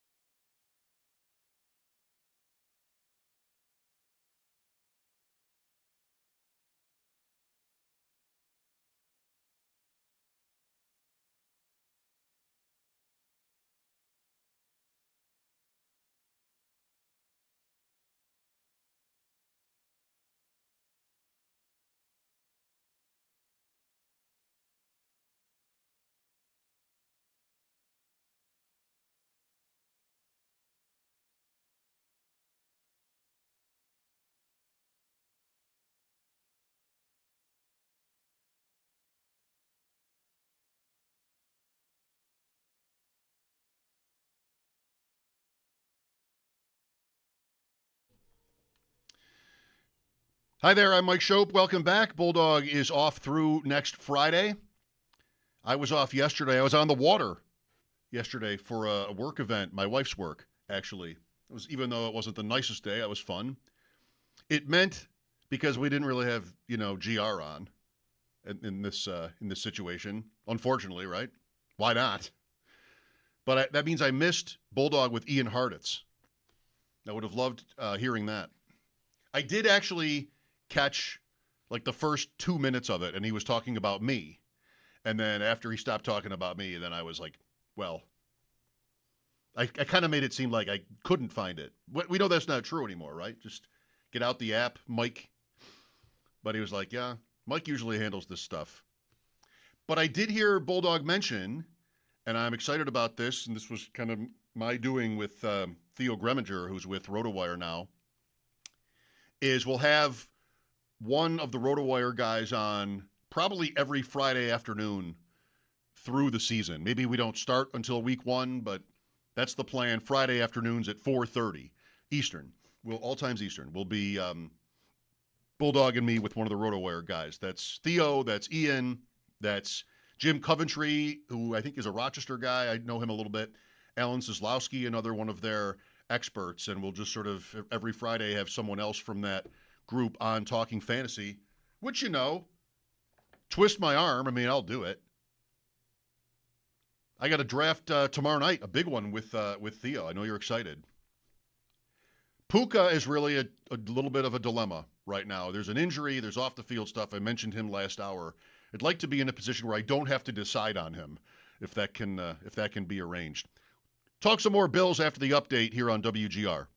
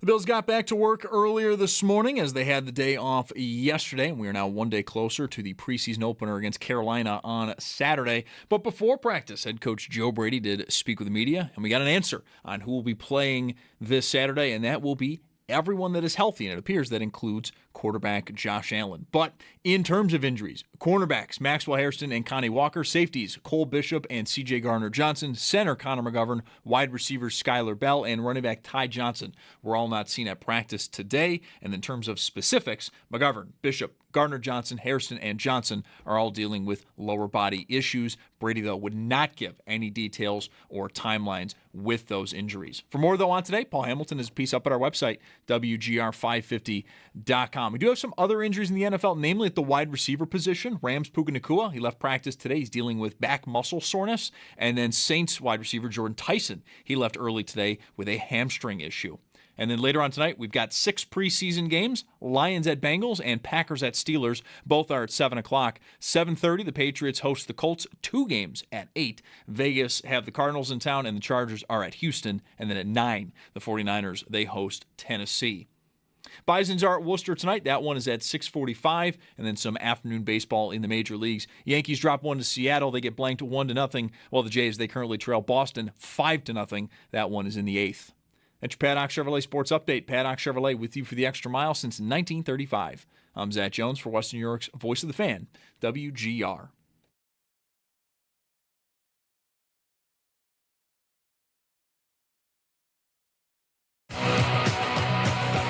It's Mike Schopp and the Bulldog. All right, what's the report from outside? I was outside for maybe 3 minutes. I counted 8 Q-tips. It's got to be one person that just throws their Q-tips out the window when they're done using them in their cars. It's Mike Schopp. One person? More than one person using Q-tips and throwing them outside? I don't think I use 8 Q-tips in a year. I think I've never used 8 Q-tips. And the Bulldog. What the hell is going on out there? I don't think I want to work in a place where people roll their windows down if they're using Q-tips for Lord knows what and just throw them on the ground. Well, you do. What, is it the 70s? Oh, that's not very nice. It's Mike Schopp and the Bulldog. Driving on the highway 65 miles an hour. I get a little left in my soda from the fast food drive out the window. That was the 70s. Who gives an F about anything? Throw a burrito out the window. Nothing matters. 2025, what are you doing? On WGR. Throwing Q-tips out of your car. Sports Radio 550.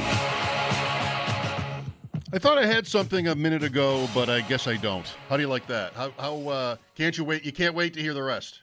I thought I had something just now, but I think I don't.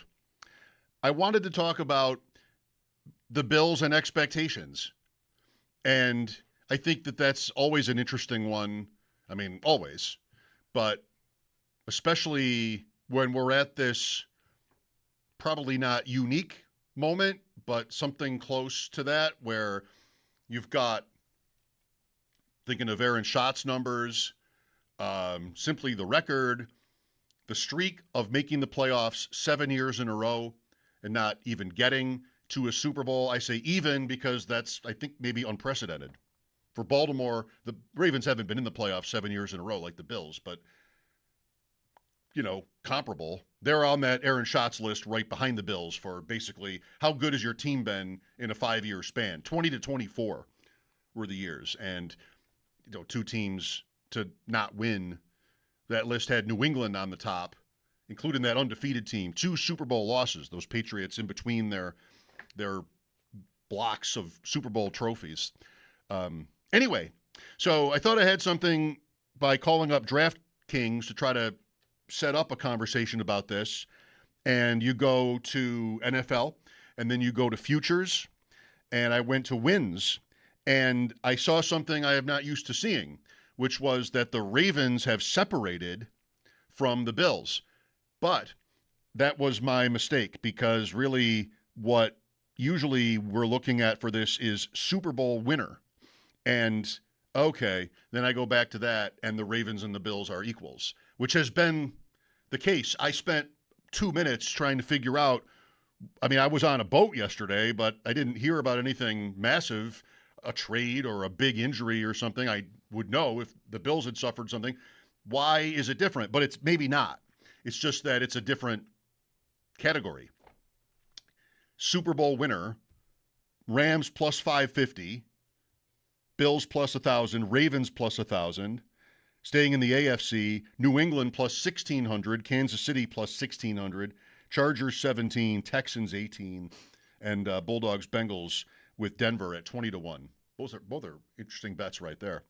Wins, though, is a different story, so they must like the Bills' schedule more for toughness. Must be harder than the Ravens for there to be that gap. It's still L.A. on top. L.A. 590, Baltimore 790, Buffalo 1125. Most wins in the league this year. Wouldn't that be something? That'd be a first. At least in this era. They haven't done that yet. Had the best record in the regular season. I know that you probably know the history, but I don't think it can be really overdone just how interesting and significant it is and rare for any team, in this case ours, to have this particular stretch of seasons. There's no hiccup, you know?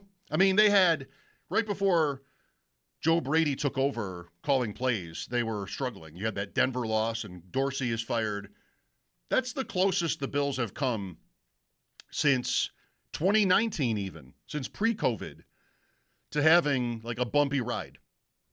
And that team didn't finish, they finished strong. So it wasn't even like that serious, So to have 7 years in a row in the playoffs without a championship appearance, let alone win, is rare. I think I remember that the Rams in the 70s are the record holder in this way with 8.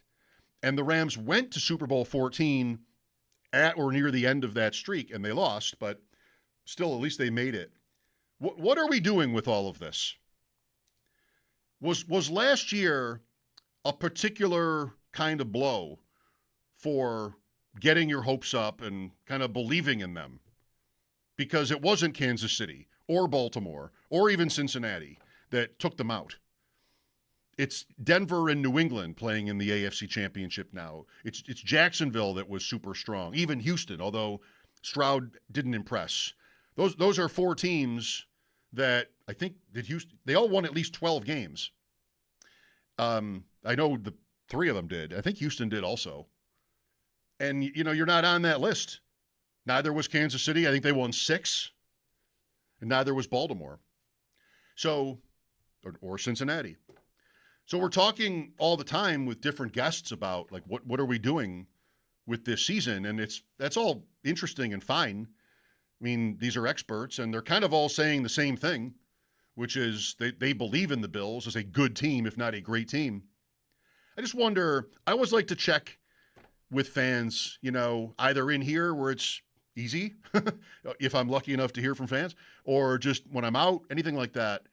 Any chance I get, like, how do you feel about all this?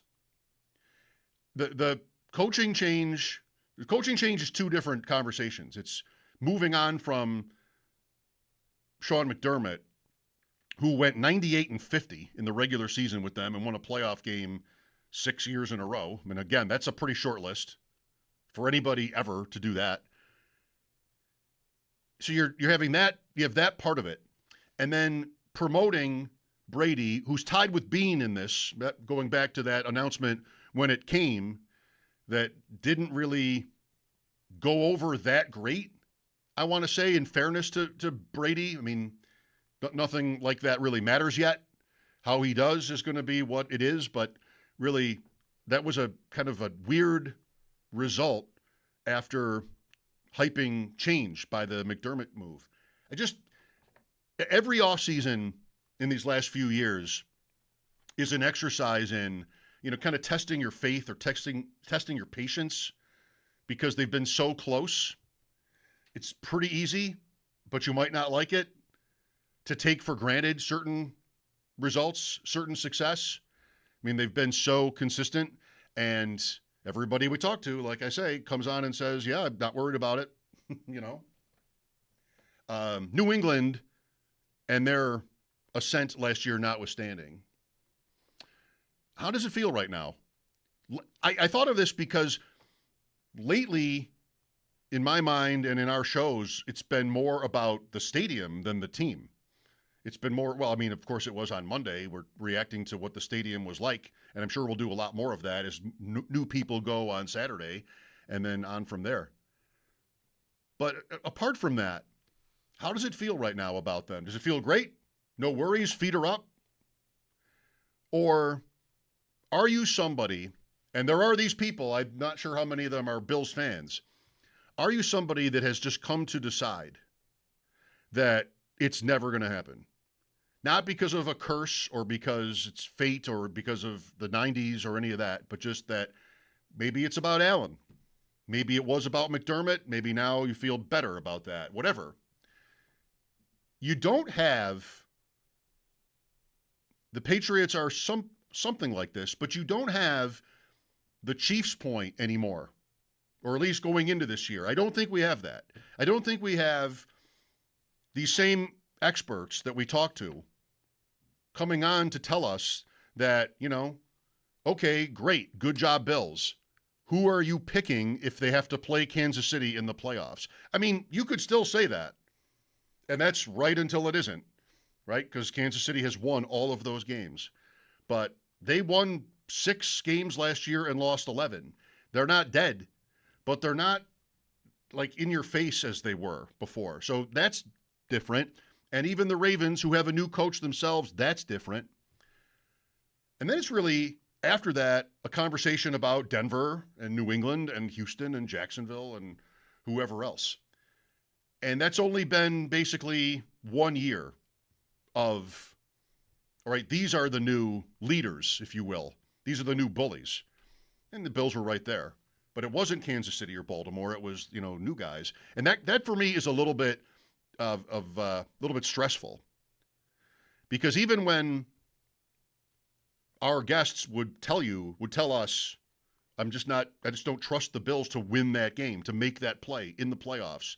And another year went by, and again, they failed to do it. It was still only one team, the Chiefs. I mean, for all the winning the Ravens have done, they didn't win here in the playoffs. Like they have not been that team either. They're even more conspicuous for this than the Bills are. So how does it all add up for you? Feel great? Are you worried? Probably mostly in between, right? 803-0550 to join me. No Bulldog today. I'm Mike Schopp. Thanks for listening. Here is Mike next. Go ahead, Mike. Hi, Mike. How are you? Okay. I'm concerned. I'm very concerned. I'm concerned about Joe Brady. I was concerned about him last year. I think that he was very predictable.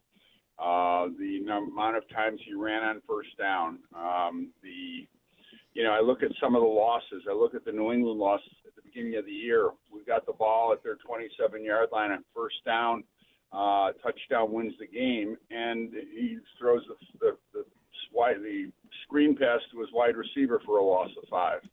I look at the end of the Denver game, which I think was the best game that they coached all year. And then we get into overtime, and it's first down, and it's a run up the middle for a yard, second and long. Josh gets us out of it. Second series, same situation, no gain. Josh gets us out of it. Third series, same thing, and then the interception happens. I just think that I'm very concerned. People keep talking about, well, maybe McDermott held him back. The last 2 games of the season, every single time, 100% of the time that Cook came off the field, the Bills threw the ball or had a tush push. And that, to me, is just way too predictable. If the defense knows, and it happened for the entire 2 games, every single time that Cook came off the field, the Bills called a pass play or it was a tush push. And those are the things that really bother me and make me worry about this offense and whether or not we can take that next step with him as the head coach. Okay. Well, I think that's probably that's fair enough. It's critical, but I don't think, especially when you cite examples, I don't think really that that's unfair. I just have a tough time with whether it's Joe Brady or Josh Allen or Sean McDermott or Brandon Beane picking out I'll say it and then I'll say the other thing. Picking out these very specific moments that are meant to, by some, to define the whole thing. Because I just think that's not really that fair. what they did on 2nd and 5 in some game that they lost. Okay, what did we do last year? Let's see. 4th in points, 13 wins, including the playoffs. Yeah, I mean, I think it can go a little bit too far. But having said all that, it's one thing to pick out a play call you didn't like from a game in week 5. It's another to make the point about Denver. And that's the season's on the line. I mean, that's different. That's way more impactful and worth scrutinizing than anything that happened in the fall. So, yeah, I think this caller is a lot of fans without necessarily chapter and verse on certain play calls you or he didn't like. I think there's a lot of people that it really is, can I say, a double-edged sword when it comes to this job. I mean, Brady's job, because you get the cheat code that Allen is. And I'm sure anybody skeptical like this caller is thinking, well, what big deal that you won all these games with that guy as your quarterback? Who wouldn't, right? I mean, who wouldn't be able to do that? So this was Brian Daboll, I think, quintessentially here. And, Daboll probably had a role in helping Allen get good, setting him up for success rather than just sort of plugging him in, because he was not at that point in his career yet, Allen. But still, you've got a guy that basically just ruins the game for the other team. Just here. And that's great for you. And Daboll parlayed that into a head coaching job, and somehow Dorsey didn't. Brady has. And, that's position A. That's the middle of the fairway for an offensive coordinator, is to have like this guy as your quarterback. You got to get along with him. You got to earn his trust and respect. But who wouldn't want that sort of a head start in your position like these guys have had? But also, at the same time, what's the other edge of the sword? The same time is that the expectations are super high, and anything but resounding success will or can be seen as a failure. I mean, it's just like that much easier for you, if you will, to succeed, and therefore you've just got to do it on a super high level. Which is all to say what? I don't know. I think, what I'm asking about and talking about is expectations for the season, and Brady is as big a part in constructing that as anybody. I mean, that's different anyway. Allen is the number one by a lot. But, in terms of changes, and I'm not even sure how significant the change is, because he was already calling their plays. Like, he's going to do that again, and it's not starting over. It's not what Baltimore did, right? I mean, it's not changing out a coach who's been here forever and going outside the organization and the other side of the ball. And really, technically it is defense to offense, I guess, with McDermott to Brady. So, what? He becomes the first place you look for trying to predict the season. Naturally. New head coach, same quarterback, same GM, mostly this. Offensively, almost everybody's the same. Defense is a lot different. Brady becomes the first place you look to try to figure out what this year is going to be. And if you didn't like him for different reasons, no matter how specific, certain play calls, then yeah, I guess that answers the question that I'm asking, sort of thinking about how do you feel about all this? You got it in your pocket, certain play calls and things about his performance that bothered you. Well, that's where you start. I don't have really any sort of new ground when it comes to him and like what is going to be different here. There are some things that we're hearing about a lot. One being throwing the ball to James Cook more. And yeah, I don't know. Like I've said for a long time, I think that's what you do if you don't have a good team. I think bad teams throw the ball to their running back a lot. Now, this is not always true. San Francisco has the best, maybe, receiving running back in history. They're good, usually.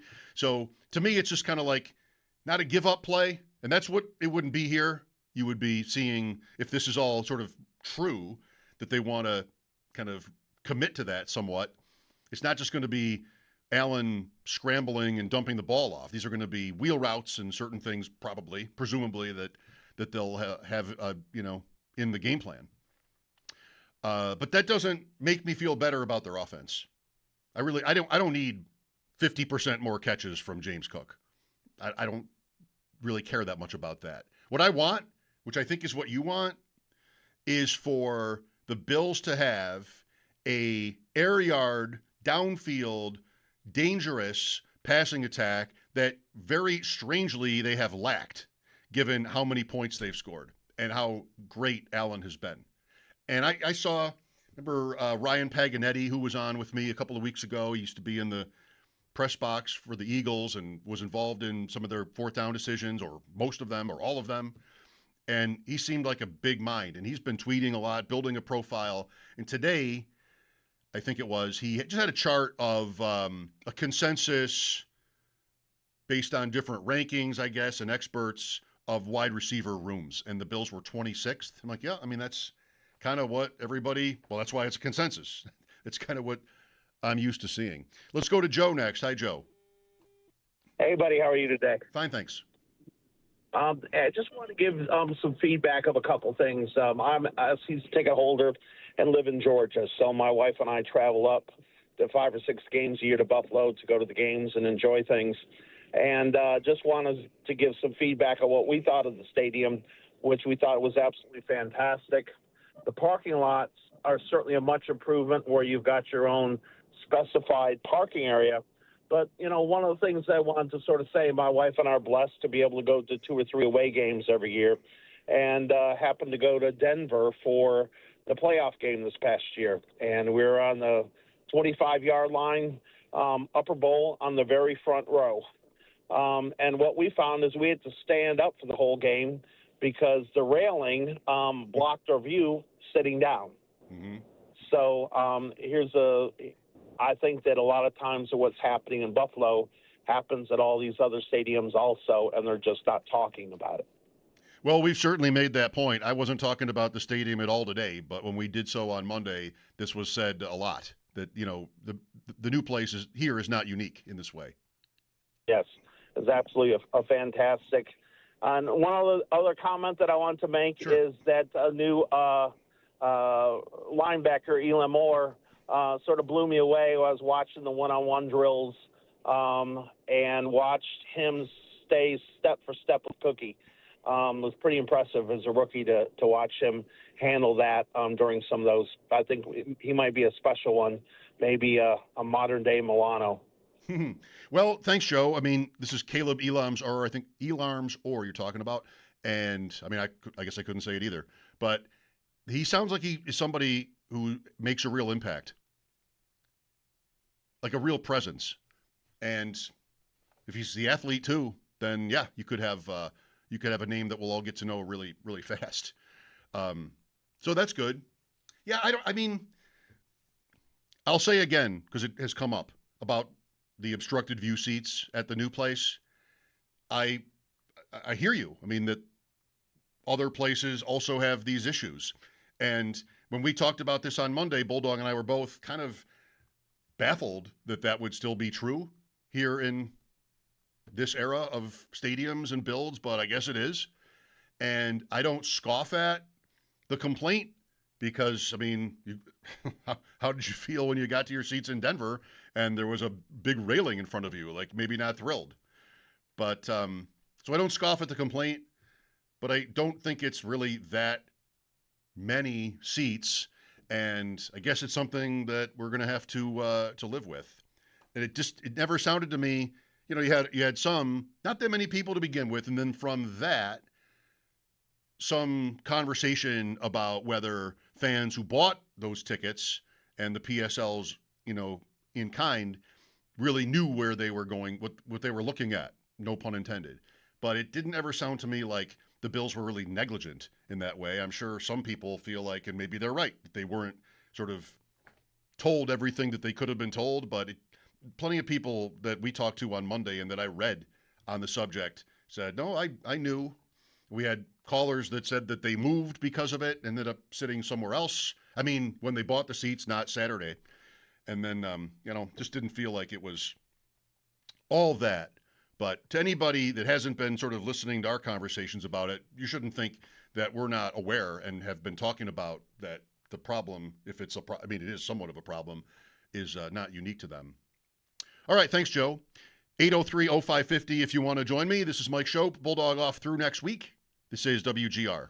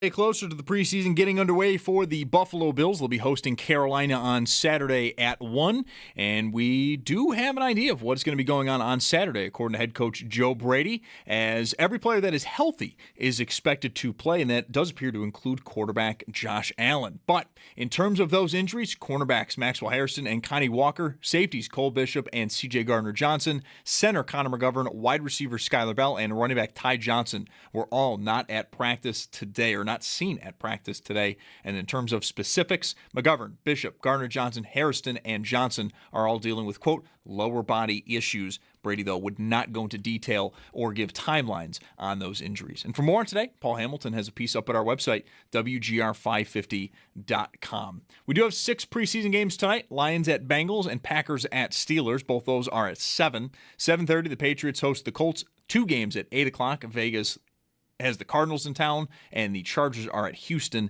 And then at 9, 49ers, they play host to Tennessee. And there are some wide receiver injuries as well. Rams' Puka Nacua left practice as he is dealing with back muscle soreness, and then Saints rookie Jordan Tyson left early today with a hamstring issue. It's your Paddock Chevrolet Sports Update. Paddock Chevrolet with you for the extra mile since 1935. I'm Zach Jones for Western New York's Voice of the Fan, WGR.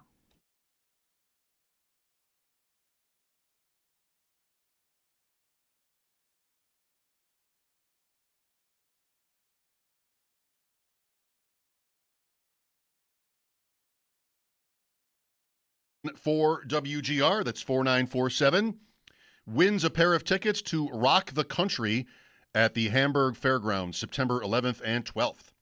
Featuring Hank Williams Jr., Chris Jansen, Kid Rock, Gavin Adcock, and others. Visit rockthecountry.com for details. Mike Schopp here. Bulldog is off. Lines open for your calls at 803-0550. You know, if you get lucky or unlucky with the contest, just, call it. That's the right side of our screen. Then you call the other number. That's the left side of our screen, and we can talk about something. I learned something today, and I like this kind of thing. I like stats, and I also always look forward to the emails we get from the people at Bet Online, odds and futures ideas, different things. And I didn't realize that over the last 6 NFL seasons, we've had 6 different passing leaders, yards, 6 different rushing leaders, and 6 different receiving yards leaders. 18 names. 6 years in a row. Well, starting with 2020. Maybe somebody from 2020 also was a league leader in 2019. Stephon Diggs led the NFL in receiving yards for the Bills in 2020. Deshaun Watson was the passing leader. Derrick Henry, the rushing leader. Passing leaders from 2020 to now. Watson, Tom Brady. It's a long time ago. Watson and Brady. Patrick Mahomes, Tua Tagovailoa, Joe Burrow, Matthew Stafford. Last 6 NFL leaders in passing yards. 6 different guys. Rushing, 2020 to 2025. Derrick Henry, Jonathan Taylor, sure. Josh Jacobs, I would have been stumped there. Christian McCaffrey, Saquon Barkley, and James Cook, leading the NFL in rushing last year. And then receivers from 2020 through 25, Diggs, Cooper Kupp's incredible season in 2021, Justin Jefferson, Tyreek Hill, Jamar Chase, Jackson Smith, and Jigba. Of the 3, I want to say the receiving yards guys have been the most prolific. You've had historic seasons in there with Kupp and Chase. Tyreek Hill, remember he was going for 2,000 his year, and JSN last year was way up there. Interesting, right? Not even like somebody's on here twice, but not twice in a row. Nobody's on here twice at all. And rushing leader-wise, any of these guys would be a candidate to win this year, to lead the league. Maybe not Jacobs at this point. He's got some sort of an injury, but if healthy, he's the clear lead running back for Green Bay. So why couldn't it be him? Any of these guys, Cook, Barkley, McCaffrey, Jacobs, Taylor, and Henry, all would be candidates. Plus, would you bet the field or would you bet one of these 6 guys to lead the league in rushing? The top 2 fantasy picks are not on that list, Jahmyr Gibbs and Bijan Robinson. How close did Robinson come to leading the league last year? He had more in the receiving department than Cook. I don't know. That might be close. Would one of these 6 guys be likelier to win the rushing title this year? Henry, Taylor, Jacobs, McCaffrey, Barkley, Cook versus anyone else? Ashton Genty is interesting. Achane would be. I worry about with Miami if they're that bad that it's just not going to lead the league in rushing on a team that wins 4 games. So I wouldn't expect that to happen. People like Omarion Hampton, Kenneth Walker in Kansas City. Maybe for Sam tomorrow we dig up some leaders. I think we can bet leaders. We just can't bet awards here. We should be able to bet leaders. I had one of these, and they talked about it when Sam and Joe O were working together on leading the league in receiving yards. When Chase won, I had a piece of that. So, I mean, it could be even other guys. I don't know who else might be. Chase Brown? Is he going to lead the league in rushing? More of an all-purpose player, value-wise? I wouldn't expect that. I think Genty is live from players that haven't won in the last 6 years. Genty is live, and I think Walker might be a pretty good bet for Kansas City. Receivers, so play the same game. Diggs will not lead the league in receiving yards. Cooper Kupp will not lead the league in receiving yards, 2026. Jefferson could, but he's got to get lucky with Murray. I wouldn't bet on it. He would be one of the favorites probably. So don't want to sneeze at that. But he's going to have to get lucky at quarterback, which he wasn't last year. Tyreek Hill will not lead the league. He might not even play, Tyreek Hill. So he's out. Jamar Chase could do it. JSN could do it, but I wouldn't bet on that. Just losing their coordinator, the Seahawks, and just sort of a dream trip last year, Seattle. As good as he is, he'll also be one of the favorites, I'm sure. I could look, I suppose. Maybe I'll save that for tomorrow, but this one's narrower because it's not going to be Diggs, it's not going to be Kupp, and it's not going to be Tyreek Hill. You got 3 guys to pick from: Jefferson, Chase, and JSN. Who else would be interesting here? Well, Puka, if he is healthy and has his act together, he would be one. Amon-Ra St. Brown would be one. All the volume he gets. It's interesting to me, I wanted to make this point too, by the way.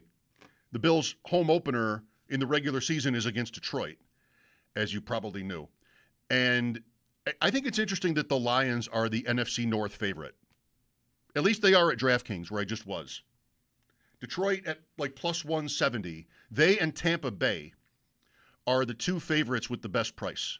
Tampa Bay in the South. But it goes Detroit, then Green Bay, then Chicago. Chicago won last year. There must be some thinking that was a fluke. And then Minnesota's back a ways. So St. Brown, who else did I say? Oh, Puka. CeeDee Lamb. CeeDee Lamb is often a first-round pick, like 1-2 turn in fantasy, and he could lead the NFL in receiving yards. You know what? So could Pickens, actually, with Dallas. I think that's interesting. Drake London might be interesting here for Atlanta. A.J. Brown, if he holds up physically. I'm not going to consider DJ Moore for this, but DJ Moore. So McLaurin, lots of wide receiver would be one where I would definitely bet the field. Heads up against the winners from the last 6 years. 3 are just, Diggs is going to play. He's just not going to lead the league in receiving yards. Kupp won't, and Tyreek Hill may not play at all. Jefferson, Chase, Smith, and Jigba versus everyone else. I'll take the field. And then passing yards, Watson, nope, although he could play. Brady, no. Mahomes, sure. Tua, doubt it. But that happened with Tyreek Hill, right? The same year. Quarterback, passing leader, and receiver leader, Tua and Tyreek. Burrow with Chase, naturally. And then Stafford last year. So what's the bet here? Mahomes, Tua, Watson, we'll just name them, Burrow and Stafford versus the rest of the league. Can Allen lead the league in passing yards? Is it, I don't want to say is it in him, because it could be, it should be, right? If that was the goal this year and everybody else, that didn't have that goal, then he would probably do it. But it's not how it works. So is there enough? Wouldn't that be a great thing to know right now? The pro side of it would be, all right, finally, a Bills offense that plays to him, which would be, big passing numbers. If he had a 5,000-yard passing season, I mean, his total has gone down several years in a row, actually, and it's nowhere near 5,000 last year. So if you knew that was going to, not even 5,000, but like 1,000 more than last year, 4,500, something like that. If you knew that, you'd feel great about how they played and what probably DJ Moore was a great get, and Shakir and maybe even Coleman, like that would be pretty good. Also, it probably means that you were losing. Well, it's not really true with the Rams last year with Stafford. I mean, they had a fine season, but Miami was middle of the pack when that happened in 23, and the Bengals in 24. Their defense was horrendous, and you have Burrow and Chase. Burrow probably deserved MVP consideration. That's the year Allen won, and then Chase popped like he did. So would you bet that one of Watson, again, just to name him, Mahomes, Tua, Burrow, Stafford win the passing title, total yards this year, or the rest of the league? I have to go outside on that one too, because you'd get Allen, you'd get Lamar Jackson. Lamar Jackson has led the NFL in touchdown passes before, and if they open their thing up, then maybe you have that kind of a year there. Flowers is really good. They don't really have much else for weapons, and I don't think they have Derrick Henry. I don't think that's what they're striving for. I don't think it's what the Bills are really striving for, somewhat perhaps out of necessity. So you'd get him, you'd get everybody else. You get Bo Nix, Goff. Goff would be one. Prescott would be one. Where you could, he throws for tons of yards, just hasn't led the league in these last 6 years. Even Darnold, I suppose. Caleb Williams. His coach is talking about breaking records. Ben Johnson in Chicago. Lawrence, Herbert. Yeah, that would be no contest. I'm going away from our last 6 passing leaders, and I'll take the rest of the league. Running back is the closest of the 3. Henry, Taylor, Jacobs, McCaffrey, Barkley, Cook. All still good. All still set up for huge workloads on their teams, assuming health. And better chance one of those 6 guys wins the rushing title than any of the receivers or the quarterbacks on these lists. But I think it's kind of cool that 6 years in a row, it's been 3 different players in those 3 categories. I didn't know that. I wouldn't have assumed it at all. But it's kind of good. I'll have to look up 2019 because I'm guessing by this that one of those 3, it would have to be Henry or Watson, led the league in passing in 19, because it wouldn't have been Diggs when he played for Minnesota, right? That wouldn't have happened. He didn't come to the Bills as the reigning receiving king. The Bills, they got that out of him. Minnesota didn't. Mike Schopp here, no Bulldog today. We'll be right back. This is WGR.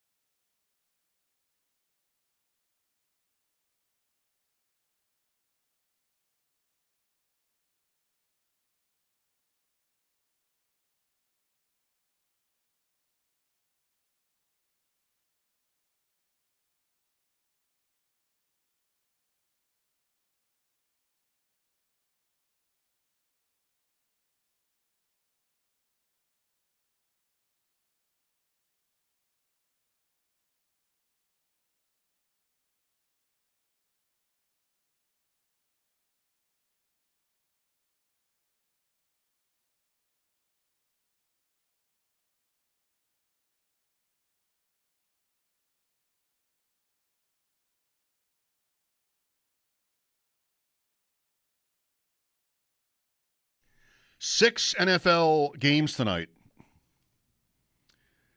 2 are on NFL Network. Green Bay at Pittsburgh at 7, and then presumably joined in progress, 9 o'clock, Tennessee at San Francisco. There's a cool Pablo Torre segment on the Substation, conspiracy stuff, and basically, as you probably should have guessed, the conclusion drawn was, come on, no, really? No. Just not enough. They measured it scientifically. There's a new word in there, and I watched about 4 or 5 minutes long. I watched it and like, no, nothing to see here. But I want to look at a couple of these games. Detroit at Cincinnati. Cincinnati's favored by 7. I am not here with like DFS recommendations or anything. I spent none of my day working on that. But I will say again, I feel like preseason is maybe a soft spot in whether that's in fantasy, DFS, or even just betting games. Like, if it's Cincinnati minus 7 against Detroit, I would just give the 7 because I've got starters playing versus non-starters. I did hear that, too, that Burrow, Chase, and Higgins were in for Cincinnati tonight, which is kind of weird, but that's what's happened there. And the next biggest number tonight is Tennessee at San Francisco, favored by 6. So that's Cam Ward. You know, they're going to want to see him. Saturday's game, I saw, I think, 1. No, it's 2.5. Carolina is now an underdog. Well, that's because Allen is going to play. That's about a 4-point swing, I believe, toward the Bills. And even if he plays one drive, that could be enough. So the Bills are now favored on Saturday by 2.5. I looked up the stats, like I said I would, from 2019 to see if this cool streak BetOnline pointed out stops at 2020 going backwards, and it does. And this is how long ago 2019 was in football terms. The leading rusher was Derrick Henry. So he repeated. This is before he went to Baltimore for Tennessee, 2019 and 2020. He led the NFL in rushing yards both years. Where is he up to all time, by the way, Henry? He's got to be getting close to the top. The receiving leader was Michael Thomas. 1,725 yards in 2019 for the Saints, and pretty much never heard from again. Some injury stuff and just like, all right, well, he'll be back, and he just kind of never was. And the passing leader in 2019, 5,109 yards, was Jameis Winston. He's still, well, reporting on the World Cup. I know he was doing some of that, but is he still with the Giants, Winston? Just fantasy, me would love to have him. Every fantasy player would love to have Jameis Winston to play with again, just because, okay, 4 interceptions too. All right, so, Cousins was that for a minute. And, you get those guys once in a while that just like, even Brissett last year for Arizona was fantasy gold. I mean, just even though they lost, I think they were like 1-10 or something when he started. But, hey, perfect. Losing game script. They didn't want Murray to play, and they just kept rolling out Jacoby Brissett.